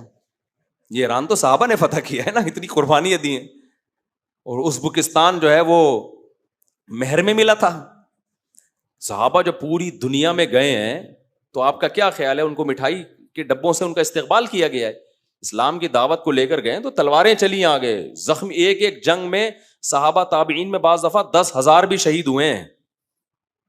اتنی بڑی بڑی قربانیاں منافق لوگ نہیں دے سکتے, بہت بڑی قربانی. عبداللہ ابن مبارک کا ایک بڑا زبردست واقعہ ہے. عبداللہ ابن مبارک بھی تبع تابعین میں سے ہیں. امام ابو حنیفہ کے شاگردوں میں, اور امام حنیفہ کی شان میں پوری نظم لکھی ہے عبداللہ ابن مبارک نے. عبداللہ ابن مبارک کا واقعہ ہے. عبداللہ ابن مبارک جو تھے نا, بڑے محدث ہیں, بڑا ان کا حدیث کی کتابوں میں ان کا نام آتا ہے. فقیہ بھی تھے, محدث بھی تھے. یہ 4 مہینے یہ انہی لوگوں میں داخل ہے جو والسابقون میں داخل ہے. یہ کیا کرتے تھے, 4 مہینے تجارت کر کے پیسہ کماتے تھے تاکہ لوگوں کے سامنے ہاتھ بولو. یہ جاب نہیں کرتے تھے, یہ کیا کرتے تھے, تجارت, کیونکہ تاجر اپنی مرضی سے چلتا ہے, جاب والے کو تو چھٹی نہیں ملے گی جہاد کرنے کی. تو 4 مہینے یہ کیا کرتے تھے, تجارت. 4 مہینے علم حاصل کرتے تھے, دین کا علم, اور 4 مہینے ان کے جہاد کے لیے وقف تھے تاکہ دین کا علم بھی بڑھتا رہے. تبھی تو اتنے بڑے محدث بنے, یہ عربی کے بہت بڑے شاعر بھی تھے یہ تو. اور پھر 4 مہینے اللہ ان کی تجارت میں برکت بھی بہت دیتا تھا. جب انسان اللہ کے لیے خرچ کرتا ہے تو برکتیں بھی بہت ہوتی ہیں. تو بڑے مالدار بھی تھے یہ, وہی دولت جہاد میں خرچ کرتے. جب حج پہ حاجیوں کو لے کے جاتے تو ان پہ بھی بہت خرچ, غریب حاجیوں کا سارا خرچہ خود اٹھایا کرتے تھے. تو 4 مہینے جب یہ جہاد کرتے نا تو کیسا جہاد ہوتا تھا ان کا ایک واقعہ ہے کہ کہیں لڑائی ہو رہی تھی تو عیسائیوں میں نا کوئی بہت طاقتور نہیں ہوتا, حل میں مبارز, جنگ میں پہلے یہ نعرہ لگایا جاتا تھا, جو بڑے طاقتور قسم کے ہوتے تھے نا جنگ شروع ہونے سے پہلے, وہ کہتے تھے کوئی ہے جو مجھ سے لڑ کے دکھائے. ظاہر ہے وہ کوئی کمزور آدمی تو آئے گا نہیں, اس کو پتا تھا کہ میں یا سامنے والے میں سے ایک قتل ہوگا تو آگے جنگ شروع ہوگی. تو بہت بہادر آتا تھا. تو ایک بڑا بہادر سامنے نکل کر آیا اور کہنے لگا کوئی ہے مجھ سے لڑنے والا. اب مسلمان فوجیں دیکھ رہی ہیں تو مسلمانوں میں کوئی گئے مجاہد بہادر, وہ لڑے لیکن وہ شہید ہو گئے, اس نے ان کو شہید کر دیا. پھر دوسرا آیا وہ بھی شہید مسلمانوں میں, تیسرا آیا وہ بھی شہید. اب مسلمانوں کی ذلت. تو راوی جو اس روایت کے راوی ہیں نا وہ کہتے ہیں کہ میں نے ایک شخص کو دیکھا جس نے ڈھاٹا باندھا ہوا ہے. ڈھاٹا اس لیے باندھا ہوا تاکہ میری بہادری لوگوں کے سامنے بولو نہ آئے, لوگوں کو نہ پتا چلے. گا آج ہم ذرا سا کام کر رہے ہوتے ہیں نا, کیمرے کے سامنے یوں کر کے آ رہے ہوتے ہیں, یوں کر کے نا, اس کو ہٹا بے آگے سے ہٹو, یوں کر کے اس طرح آ رہے ہوتے ہیں. سمجھ رہے کہ نہیں سمجھ. تو وہ راوی حدیث کے جو اس روایت کے راوی ہیں وہ یہ کہتے ہیں کہ میں نے دیکھا کہ ایک شخص ڈھاٹا بندھا ہوا ہے, منہ چھپایا ہوا ہے نا تاکہ میری بہادری پتہ نہ چلے, اور آیا اور اس کافر کو قتل کر دیا. لڑائی ہوئی, دونوں کی تلواریں چلیں, اس کو مار دیا. تو کافروں کی طرف سے پھر دوسرا آیا, اس نے اس کو بھی قتل کر دیا. تیسرا آیا, انہوں نے اس کو بھی قتل کر دیا. اور یہ 3 بندے قتل کر کے یہ واپس مجاہدین کے صف میں گھس گئے, چھپ گئے تاکہ لوگوں کو پتہ نہ چلے کہ میں کون ہوں. کہتے ہیں میں تعاقب میں تھا کہ بھائی میں اس بندے کو نہیں چھوڑوں گا. کہہ رہے میں قریب جا کے جب ان کا نقاب ہٹایا ہے نا تو وہ عبداللہ ابن مبارک تھے, یہ بڑے محدث بھی تھے, فقیہ بھی تھے. تو دیکھو کیسے زندگی کو انہوں نے مینج کیا, گھر بھی چلایا, 4 مہینے پیسہ کمایا, بھائی بیوی بچے بھی. یہ نہیں یہ لوگ کرتے تھے کہ ایکچولی ہم نے شادی نہیں کرنی ابھی چونکہ مجاہدین ہیں, جہاد ہے, اپنی ریاست اسٹیٹ کو ہم نے بلندیوں پہ لے جانا ہے, یہ بچے پیدا کرنا یہ ترقی یافتہ قوموں کا کام نہیں ہے. ان کو پتا تھا بھائی جس طرح سے شہادتیں ہو رہی ہیں, نئی نسل ہوگی تو ہماری جگہ سنبھالے گی, نئی نسل ختم ہو گئی تو ہماری جگہ کوئی بھی نہیں سنبھالے گا. اور دوسری بات کہ آج ہم شادی کر کے کسی بیوہ کو ٹھکانہ نہیں دیں گے تو کل ہماری عورتیں بھی تو بیوہ ہو سکتی ہیں, ہمارے بچے بھی تو در بدر کی ٹھوکریں کھا سکتے ہیں. تو جو ریاست ہوگی, اسٹیٹ ہوگی, وہ مجاہدین کے جہاد کے لیے فنڈ جمع کرے گی, ان کے بیواؤں کا خیال کرے گی. اس پہ تو ریاست پہ اتنا بوجھ آ جائے گا. پرانی جہادی تنظیموں کا مجھے یاد ہے کہ کوئی آئے میرے لیے کہنے لگے اتنی ہمارے پاس بیوہ عورتیں ہیں جن کا فنڈ چاہیے ہمیں. تو میں نے کہا ان کی مجاہدین سے شادی کراؤ نا, ان کی شادی کراؤ. تمہارا سارا خرچہ تو کس میں خرچ ہو رہا ہے, بیواؤں کی کفالت میں خرچ ہو رہا ہے. تو صحابہ کرام کے ہاں یہ سیٹ اپ نہیں تھا, بیواؤں کی کفالت کا اسٹیٹ پہ بوجھ بولو نہیں تھا, نہ ان کو جاب کرنی پڑتی تھی, تو مجاہدین نکاح کرتے تھے, کوئی بات نہیں بھائی شہید ہو گیا دوسرا اس کی بیوہ سے نکاح کر لے گا, وہ شہید ہو گیا تیسرا اس کی بیوہ سے. یہ کمبختی نحوست ہندوؤں سے ہم میں آئی ہے کہ ایکچولی کر کے نا ابے لگے ہاتھوں سارے کام ہوں گے, بچے بھی اسپیڈ سے پیدا ہوں گے, بیوہ عورتوں کے نکاح بھی ہوں گے, آپ جتنے مصروف ہو, میدان جنگ میں ہو, تجارت میں ہو, CSS کر رہے ہو, چارٹرڈ اکاؤنٹنٹ بن رہے ہو, MBA کر رہے ہو, شادی ساتھ ساتھ چلتی رہے گی. سمجھتے ہو کہ نہیں سمجھتے؟ کوئی کام رکے گا نہیں, رک گئے تو بڑھ گیا پروگرام, بڈھے ہو جاؤ گے اور پھر آگے بڑے مسائل کھڑے ہوں گے. تو صحابہ جہاد سے زیادہ دنیا میں کوئی مشکل کام نہیں ہے جو انسان کو دنیا سے غافل کرے. صحابہ نے جہاد کو بھی شادیوں میں رکاوٹ بولو نہیں سمجھا, اور اسی وجہ سے کامیاب تھے. اور افغانستان میں بھی ایسا ہی ہوا ہے, اتنے مجاہدین شہید ہوئے لیکن ان کی بیواؤں کا کوئی زیادہ مسئلہ کھڑا نہیں ہوئے. مسائل میں ہی کہہ رہا, لیکن کیا ہو, ایک بھائی شہید ہوا, اس کی بیوہ سے دوسرے بھائی نے شادی کر لی, پہلے سے اس کی بیوی تھی تو اس نے ایک اور کر لی. پھر دو بھائی شہید ہوئے تو دو بیوہ ہو گئی نا, تو تیسرے نے ان دونوں سے نکاح کر لیا اور اپنی بھی ہے. ہمارے ہاں ایک شہید بھی نبی ہو نا, طبعی موت مر جائے, اس کی بیوی 22 سال کی بھی ہو تو زندگی بھر کے لیے عذاب. تو یہ اس لیے میں اس گندے نظام کو نہیں مانتا میرے بھائی. میں کوئی پاگل تھوڑی ہوں, پاگل آپ لوگ ہو گئے ہو, ہم پاگل نہیں ہیں, سمجھ رہے ہو نا. تو آپ کو یہ گندا سڑا ہوا نظام مبارک ہو, ہم اس سڑے ہوئے نظام کو نہیں مانتے. ہم کہتے ہیں نکاح کو پروموٹ کریں گے ایسی کی تیسی. کوئی بیوہ ہو باپ سے پوچھو ہی نہیں, باپ کون سا آج کل باپ ہے یار, وہ تمہیں روکے گا. بیوہ ہمارے خاندان میں جب لوگ کہیں گے میرے بیٹے نے بیوہ سے شادی کی ہے, کیا عزت رہ جائے گی. چھوڑ دو یہ باتیں, بولو ابا آپ کی بیٹی اگر بیوہ ہو جائے نا, پھر کوئی رشتے کا پیغام بھیجے تو پھر آپ یہ بولنا. تو یہ زنا کو سوسائٹی میں روکو, جو لگے ہاتھوں رشتہ مارکیٹ میں آتا ہے نمٹاؤ اس کو, سمجھ رہے ہو. ہاں جو اچھا لگے, ایسا نہ ہو بیوہ کے چکر میں ایسی سے کر لو جو اچھی نہیں لگ رہی ہے آپ کو, پھر ایک مسئلہ, کیونکہ بیوی ہے نا بہرحال, وہ اٹریکشن بھی تو ہو. بعض دفعہ بیوہ اچھی ہوتی ہے, بعض دفعہ طلاق یافتہ اچھی ہوتی ہے, بعض دفعہ کنواری کی طرف دل آتا ہے. جہاں دل آئے اٹھا کے فوراً پکڑا دو اس کو. یہ دل آج سے کس کا ہوا بھائی, آپ کا ہوا. وہ کہے گی ابا سے پوچھا کہ ابا سے پوچھتے رہیں گے, آپ آج نکاح کر لیں. ایسا نہ ہو کہ قائد اعظم کے مزار پہ لے جاؤ اس کو, سمجھتے ہو. تو سوسائٹی کی ایسی کی کیا کر دو, تیسی کر دو, بھاڑ میں جائے یار اس سڑا ہوا گندا پلید نظام, جس میں 22 سال میں لڑکی بیوہ ہوتی ہے اور 44 سال تک وہ نکاح کی کوئی امید نہیں ہوتی. جاب کرتی ہے, جاب میں ہر جگہ دفتروں میں لوگ اس پہ گندی نظریں ڈال رہے ہوتے ہیں, اپنے سے زیادہ اس کو اپنی چھوٹی بیٹیوں کی فکریں ہوتی ہیں. یہ سڑا ہوا غلیظ نظام نامنظور, اور اس میں چنگیز خان بننا پڑے گا تمہیں. یہ تمیز سے ہونے, میں نے جب شادی کی تھی تمیز سے واللہ نہیں کی تھی. میں نے جب دوسری شادی کی, آپ کیا سمجھ رہے, میں دولہا بن کے جا رہا تھا, صحرا میرے گلے میں تھا اور مجھے گھوڑے پہ بٹھا کے, پہلی تو ایسے ہوئی ہے, صحرا میرا تو وہاں بھی نہیں تھا لیکن عزت سے ہوئی ہے. دوسری تھوڑی ایسے عزت سے ہوتی ہے, کوئی صحرا گلے میں نہیں تھا, چھپتے پھر رہے تھے, موسٹ وانٹیڈ بنے ہوئے تھے, دھمکیاں آ رہی تھیں. اتنی بےزتی ہوئی ہے کہ بےزتی کا احساس کیا ہو گیا تھا, ختم. کہیں سے عزت مل جائے اس کی بھیک مانگ رہا تھا میں. لوگوں سے پوچھتا تھا بھائی میں نے غلط کیا ہے, لوگ کہتے تھے غلط نہیں کیا. ایک رشتے دار تھے, ان کو میں نے بتایا کہ مجھے گالیاں پڑ رہی ہیں, تو انہوں نے کہا کام کیا آپ کو مٹھائی کھلائیں گے کیا آپ کو اس کام. ہم نے کہا ایسی کی بھاڑ میں جاؤ یار, جب اللہ کی اجازت ہے اور سوسائٹی میں اس کا فائدہ ہے, جاؤ بھاڑ میں, تمہاری ایسی کی تیسی. تو میں نے تو ایسا مزہ آیا مجھے. پھر جب زیادہ بےزتی ہوتی ہے نا تو بےزتی لیس ہو جاتا ہے آدمی. شروع میں بہت ڈپریشن میں آ جاؤں, میری نیندیں اڑی ہیں کہ میں نے کیا یار. مجھے ایسا لگ رہا تھا مجھ سے بڑا اس کائنات میں ظالم کوئی نہیں ہے. لیکن جب میں دلائل میں غور کرتا اور حالات دیکھتا, میں کہتا یار بالکل ٹھیک کیا. لیکن اتنی ڈپریشن میں گیا. اس کے بعد جب لوگوں نے ٹارچر کیا, تانے, 1-1.5 سال تو سمجھاتا رہا ہوں کہ بھائی لوگ مان جائیں پھر میں کروں گا یہ کام. سوسائٹی میں ماحول بناؤ. لوگ مجھے کہتے ہیں پہلے سوسائٹی کو ٹھیک کرو, سوسائٹی میں سارے رشتے دار مان جائیں گے پھر. کوئی بھی نہیں مانتا, یہ دماغ سے نکال دو. زنا کرو گے لوگ کہیں گے توبہ استغفار کر لے بس. نکاح کرو گے کوئی بھی نہیں مانے گا. تو ہم نے کہا جاؤ یار اس سوسائٹی کی, ایسا مزہ آیا. پھر میں موسٹ وانٹیڈ بنا, پھر میں گریبان پڑھ کے نا تھوڑا ٹیڑھا کر کے, ٹوپی بھی ٹیڑھی کر کے, ہم تو ہیں ہی غلط. پھر لوگ مجھے کہتے تھے یہ کیا شے, کیونکہ اب تو پھر بھی تھوڑا رواج ہو گیا ہے, سوسائٹی میں ایکسپٹ ہونے لگا ہے. میں نے جب کیا تو اس وقت تو یہ لفظ سننا کوئی پسند نہیں کرتا تھا. علماء حیران ہوتے تھے ابے کیا کر رہا ہے. تو اس لیے الحمدللہ اپریشیٹ بھی علماء نے کیا, یہ نہیں.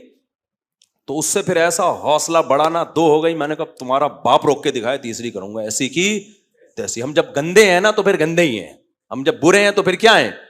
تو مجھے لوگ کہتے تھے یار یہ 2 شادیوں کے علاوہ کوئی کام ہی نہیں, ہر وقت شادی. میں نے کہا میرا شادیوں کے علاوہ کوئی کام نہیں ہے, جاؤ. تو پھر 15 اب جا کے ٹکاؤں میں. تو اب تو اللہ نے اجازت بند کر دی ہے نا, ورنہ میں کہاں ٹکاتا. تو پھر وہ آدمی بےزتی لیس ہو جاتا ہے, ٹھیک ہے نا. تو میں یہ مذاق نہیں کر رہا میرے بھائی, یہ سوسائٹی کی بولو ضرورت ہے. تو ان حضرات کی, حضرت عثمان جب شہید ہوئے ہیں نا, گردن ان کی کاٹی گئی ہے, اللہ اس بدبخت کو جہنم میں ڈالے جس نے یہ ظلم کیا. اس وقت بھی ان کے نکاح میں 4 عورتیں تھیں. صحابہ کرام نے کسی مصروفیت, کسی ٹینشن کو نکاح میں رکاوٹ نہیں سمجھا. یعقوب علیہ السلام کتنے اپنے بیٹے کے غم میں غمزدہ تھے, اس کے بعد بھی امام احمد بن حنبل سے روایت ہے کہ انہوں نے نکاح کیا اس دوران بھی. تو مسلمان کسی چیز کو نکاح میں رکاوٹ نہیں ایک چیز کو رکاوٹ سمجھتا ہے کہ کوئی رشتہ ہی نہ دے رہا ہو. اب آپ غریب ہیں تو کوئی رشتہ دے گا ہی نہیں, تو پھر اس کے لیے میں کہتا ہوں کچھ کما لو بھائی تاکہ رشتہ مل جائے, کیونکہ نہیں کماؤ گے تو فرشتہ آئے گا, رشتہ نہیں آئے گا. صحیح ہے نا. اس لیے خیر جلدی سے ہم اس کو مکمل کرتے ہیں میرے بھائی. تو یہ کبیرہ گناہوں سے بچنے کے لیے نا یہ سب چیزیں ضروری ہیں سوسائٹی میں, اس لیے میں اس کو اتنا زیادہ پروموٹ کرتا ہوں. ورنہ آپ کی شادی سے مجھے تو ایک لڈو بھی نہیں ملتا, مجھے کیا فائدہ ہوگا؟ آپ شادی کرو گے تو مجھے کیا ملے گا؟ کچھ بھی نہیں ملے گا مجھے. مٹھائی ویسے ہی میں نہیں کھاتا, اگر میں مٹھائیاں کھا رہا ہوتا تو شادی بھی نہیں کر رہا ہوتا. پھر میں, جو لوگ بہت مٹھائیاں کھاتے ہیں نا تو لڈو کی طرح کیا ہو جاتے ہیں, گول ہو جاتے ہیں, تو گلوکوز کا ڈبہ ہوتے ہیں وہ. صحیح ہے نا. جو گلوکوز کا ڈبہ بن جائے تو اس کے جسم میں طاقت ویسے بھی ختم ہو جاتی ہے. ہاں, ہر بھاری جسم والا گلوکوز کا ڈبہ نہیں ہوتا, یہ میں بار بار کہتا ہوں بھائی. بھاری جسم تو بہت سے محدثین کا بھی تھا, علماء کا بھی تھا, وہ نیچرلی ہوتا ہے بعض لوگوں کا, وہ ایک الگ بات ہے.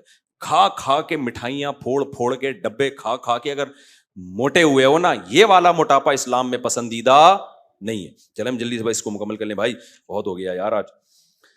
اللہ تعالیٰ فرماتے ہیں کہ جو جنت میں کیا ہوگا, یہاں بھی اللہ نے فرمایا کہ گاؤ تکیے لگے ہوئے ہوں گے, یہ عالی شان تختوں پہ بیٹھے ہوئے ہوں گے. یطوف علیہم ولدان مخلدون. خدمت والے کیسے ہوں گے؟ دیکھو جب آپ کسی غریب ہوٹل میں جاتے ہو, خدمت والا آتا ہے, ایک کندھے پہ رومال ہوتا ہے, ناک صاف کر رہا ہوتا ہے, صاحب کیا چاہیے؟ آپ کیا بولتے ہو بھائی, کیا کیا ہے, انڈا گھوٹالا ہے, فلانا گھوٹالا, پوری گردان پڑھنا شروع کرتے ہیں, آپ کے سمجھ میں نہیں آتی. پھر آپ بولتے ہو جو لے آ یار, تو کچھ بھی لیا, کوئی اٹریکشن نہیں ہوتی اس کے اندر. لیکن جب آپ کسی اچھے ہوٹل میں جاتے ہو, 3 پیس سوٹ ٹائی میں, بڑا تمیز سے بندہ ہے, سر آپ کیا چاہتے ہیں سر, تو مینیو آپ کے سامنے لا کے رکھ دیتا ہے. پھر آپ بتاتے ہیں انگلش میں نا اس کو, منچورین, پتہ نہیں کیا کیا انگلش کے نام آ رہے ہیں یار, عجیب عجیب قسم کی چیزیں آ رہی ہیں. آدمی سمجھتا پتہ نہیں کیا آئے گا, آتا ہے تو وہی چکن ہوتی ہے, کاٹ کے 4 ٹکڑے رکھے ہوئے ہوتے ہیں. کل مجھے کسی نے بتایا, کسی کو افطاری میں کوئی چیز تھی, پتہ نہیں بچوں نے نہیں بتایا کہ میں نے کہا یہ کیا ہے, ابے کیا بولا انہوں نے, کہا یہ چکن. بچے تو ایڈوانس ہیں. ابے نہیں, پتہ نہیں منچورین تھا, کیا تھا وہ, نہیں یار بڑا مزے کا لفظ تھا وہ کھانا اتنا مزے کا نہیں تھا, صرف نام خالی مزے کا تھا بہت زیادہ. تو خیر انہوں نے پتہ نہیں کیا کہا نا, وہ نام ہی میں بھول گیا. اتنے مشکل نام آ رہے ہیں. وہ ہمارے مدرسے میں گاؤں کا بچہ پڑھتا تھا, تو کسی ٹیچر نے کہا میرے لیے 2 سینڈوچ لے آؤ. وہ جا کے کہہ رہے سنڈوچ چاہیے ہمیں. مجھے آ کے کہہ رہا ہے کہ یار کیا منگوایا, سنڈوچ. میں نے کہا سنڈوچ نہیں ہوتا بھائی. تو کہہ رہے سیدھے سے بولو ڈبل روٹی میں انڈا رکھ کے لے آؤ یار, یہ بولو. تو پتہ نہیں کوئی چکن منچورین کر کے کچھ تھا. خیر تو کیا کہہ رہا تھا میں, کہاں سے کہاں بات چلی جاتی ہے. ہاں, تو میں کہہ رہا تھا ہوٹل میں جو ویٹر ہوتا ہے نا, اس کی ڈریسنگ کا بھی ایک اثر ہوتا ہے. جب وہ آتا ہے تمیز سے ملتا ہے, تمیز سے اس کی ڈریسنگ ہوتی ہے, اس کے بال وال بنے ہوئے ہوتے ہیں, نہایا ہوا ہوتا ہے, وہ کوئی بدبو شدبو بغلوں کا تو اللہ ہی حال جانے, تو اوپر سے بہرحال بڑا اچھا لگ رہا ہوتا ہے.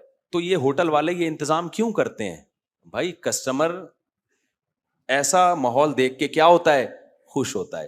تو اللہ کیا فرماتے ہیں, جنت میں جو خدمت کے لیے میں نے لوگ رکھے ہوں گے, یطوف علیہم ولدان مخلدون, وہ خوبصورت بچے ہوں گے, اتنے پیارے خوبصورت بچے ہوں گے کہ سورہ دہر میں اللہ نے فرمایا اذا رأیتہم حسبتہم لؤلؤا منثورا, جیسے خوبصورت موتی کے دانے جب تسبیح ٹوٹتی ہے نا, اس کے دانے کیسے بکھرتے ہیں, تو ایسے وہ ایسے لگے گا جیسے موتیاں ہیں جو جنت میں اللہ نے بکھیر دی ہیں. خوبصورت موتیوں کی لڑیاں ہیں جو جنت میں اللہ نے بکھیر دی. ایسے خوبصورت پیارے بچے, وہ کس کام کے لیے ہوں گے؟ خدمت کے لیے. باکواب واباریق وکأس من معین, وہ شراب کے پیالے لے کے یطوف گھوم رہے ہوں گے, چکر لگا رہے ہوں گے. چکر لگانے کا اپنا مزہ ہے.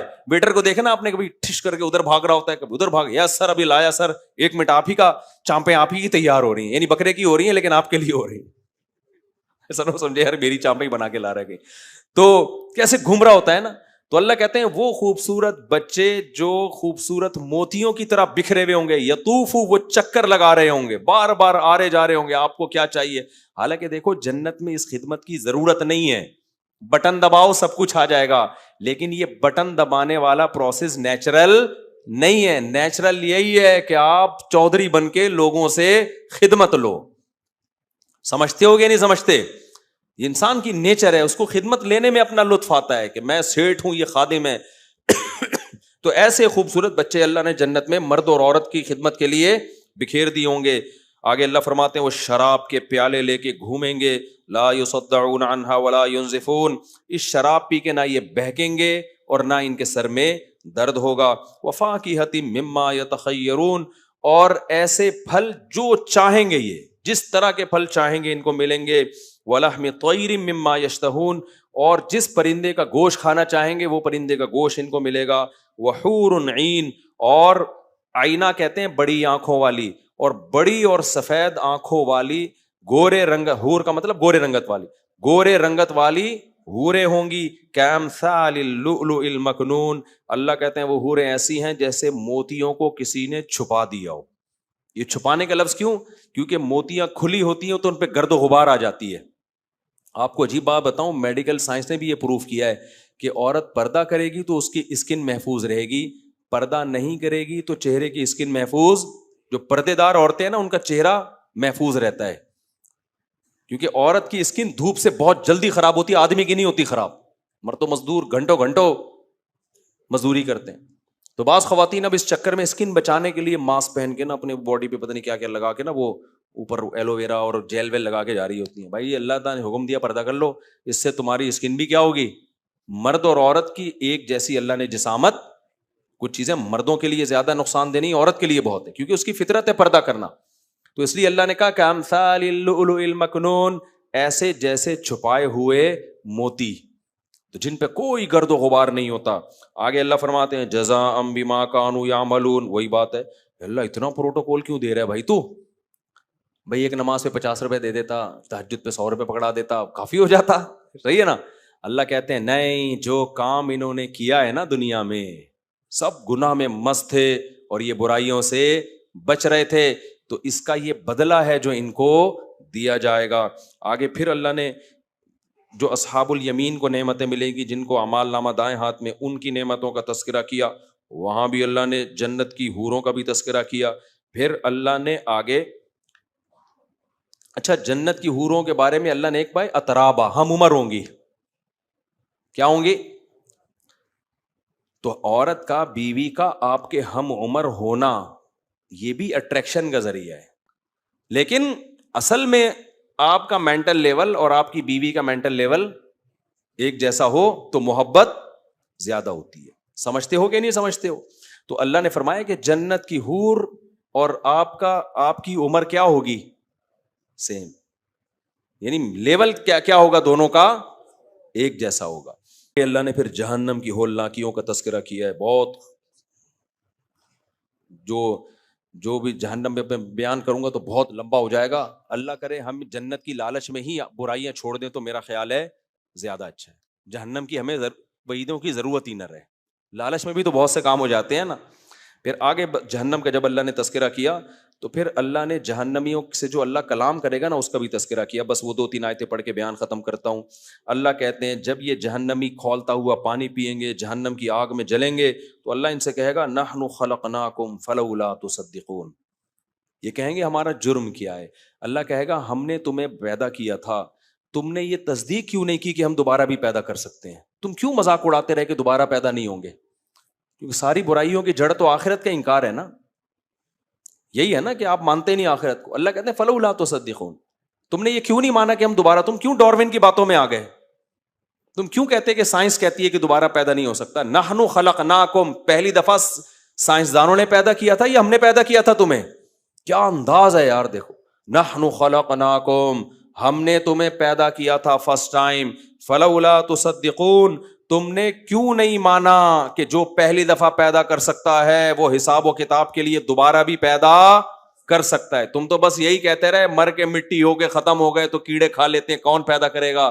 آگے اللہ فرماتے ہیں افرأیتم ما تمنون، بتاؤ جب مرد اور عورت کا ملاپ ہوتا ہے تو اللہ فرماتے ہیں اانتم تخلقونہ ام نحن الخالقون، اس منی کے قطرے میں آنکھ ناک کان دل دماغ جگر بنا کے ہم انسان بناتے ہیں یا تم انسان بناتے ہو اس کو؟ تو اس پانی میں جان ڈال کے تمہیں ہم نے بنایا ہے، تم نے نہیں بنایا اپنے آپ کو۔ پھر اللہ فرماتے ہیں نحن قدرنا بینکم الموت، پھر موت کا وقت بھی ہم نے ہی مقدر کر دیا تھا تمہارا۔ وما نحن بمسبوقین، اب ہم عاجز نہیں ہیں، الا نبدل امثالکم، کہ ہم تمہیں دوبارہ پیدا کر دیں۔ جو پانی سے انسان کو بنا سکتا ہے وہ مٹی سے دوبارہ بھی اس انسان کو بنا سکتا ہے۔ تو اللہ کہتے ہیں تم نے اس کا اقرار کیوں نہیں کیا؟ پھر اللہ دوبارہ اسی بات کو ریپیٹ کرتے ہیں وَلَقَدْ عَلِمْتُمُ النَّشْأَةَ الْأُولَىٰ، تم نے پہلی مرتبہ پیدا ہوتا ہوا اپنے آپ کو دیکھ لیا کہ کیسے پیدا ہوتے ہیں، تو فَلَوْلَا تَذَكَّرُونَ، یہ منظر دیکھ کر تمہیں نصیحت حاصل کیوں نہیں کہ کون ہے جو مجھے پیدا کر رہا ہے، پیدا کرتے ہی ماں کی چھاتیوں میں بہترین دودھ پیدا کر رہا ہے اور یہ آٹومیٹیکلی خود بخود نہیں ہو رہا، تو وہ مجھ سے کیا چاہتا ہے؟ یہ نشانیاں دیکھ کے تمہیں نصیحت کیوں نہیں ہو رہی تھی؟ بس دودھ میں تو پڑ گئے تھے تم کہ دودھ ایسا ہوتا ہے، ماں کا دودھ چاہیے یا ڈبے کا دودھ چاہیے، یہ جو سارا کچھ پروسیس ہے اسے دیکھ کے خدا کو یاد کیوں نہیں کر رہے تھے تم؟ اس کی آیتوں کا اقرار کیوں نہیں کر رہے تھے؟ فَلَوْلَا تَذَكَّرُونَ أَفَرَأَيْتُم مَّا تَحْرُثُونَ، پھر اللہ کہتے ہیں جہنمیوں سے خطاب ہوگا سارا یہ کہ اللہ کہتے ہیں اچھا بتاؤ جو زمین میں تم بیج ڈالتے تھے، وہ بیج جب ڈالتے تھے انتم تزرعونہ، اس بیج کو تناور درخت بنا کے اس میں پھل پیدا کر کے انہی پھلوں میں وہی بیج دوبارہ پیدا کر دینا، یہ کام تم کرتے تھے یا یہ کام ہم نے کیا تھا؟ تو یہ سارے دلائل ہیں یہاں پہ۔ آگے اللہ نے بارش کے پانی کا تذکرہ کیا کہ ہم اگر چاہیں تو اس پانی کو کڑوا بنا دیں اور تم باتیں بناتے رہ جاؤ، پھر کڑوا پانی جاتا اوپر ہے، نمک نیچے رہ جاتا ہے، اور میٹھا پانی اوپر جاتا ہے۔ اللہ کہتے ہیں آسمان سے اس کو تم برساتے ہو یا ہم برساتے ہیں۔ پھر اللہ نے آگ کا تذکرہ کیا، آگ تمہارے کتنے کام آتی ہے، اس آگ کو تم نے پیدا کیا ہے یا ہم نے ایجاد کیا اس آگ کو؟ پھر اللہ کہتے ہیں یاد رکھو یہ جو آگ ہے نا، جعلناہا تذکرۃ ومتاعا للمقوین، جہاں ہم نے اسے تمہارے فائدے کی چیز بنایا ہے، نصیحت کی چیز بھی بنایا ہے۔ وہ نصیحت کیا ہے کہ جہنم کا عذاب بھی آگ ہی کا ہوگا۔ اگر ہم آگ پیدا نہ کرتے تو تمہیں جہنم کی آگ سمجھ میں نہیں آتی۔ تو یہ سورہ واقعہ کا میں نے کچھ خلاصہ آپ کے سامنے پیش کیا۔ بھائی اس تمام چیزوں کا حاصل ایک ہی ہے، انسان اللہ کی نافرمانی سے توبہ کر لے، عورت پردہ کر لے، شوہر کی اطاعت کر لے، بے حیائی سے باز آ جائے، مرد نبی کے حکم کے مطابق اپنا حلیہ اختیار کر لے، نماز کی پابندی کر لیں، زنا سے بچیں، لڑکیوں سے دوستیاں چھوڑ دیں، شراب چھوڑ دیں، جتنی برائیاں ہیں وہ سب چھوڑ دیں، اور جو فرائض واجبات ہیں وہ پورے کر لیں۔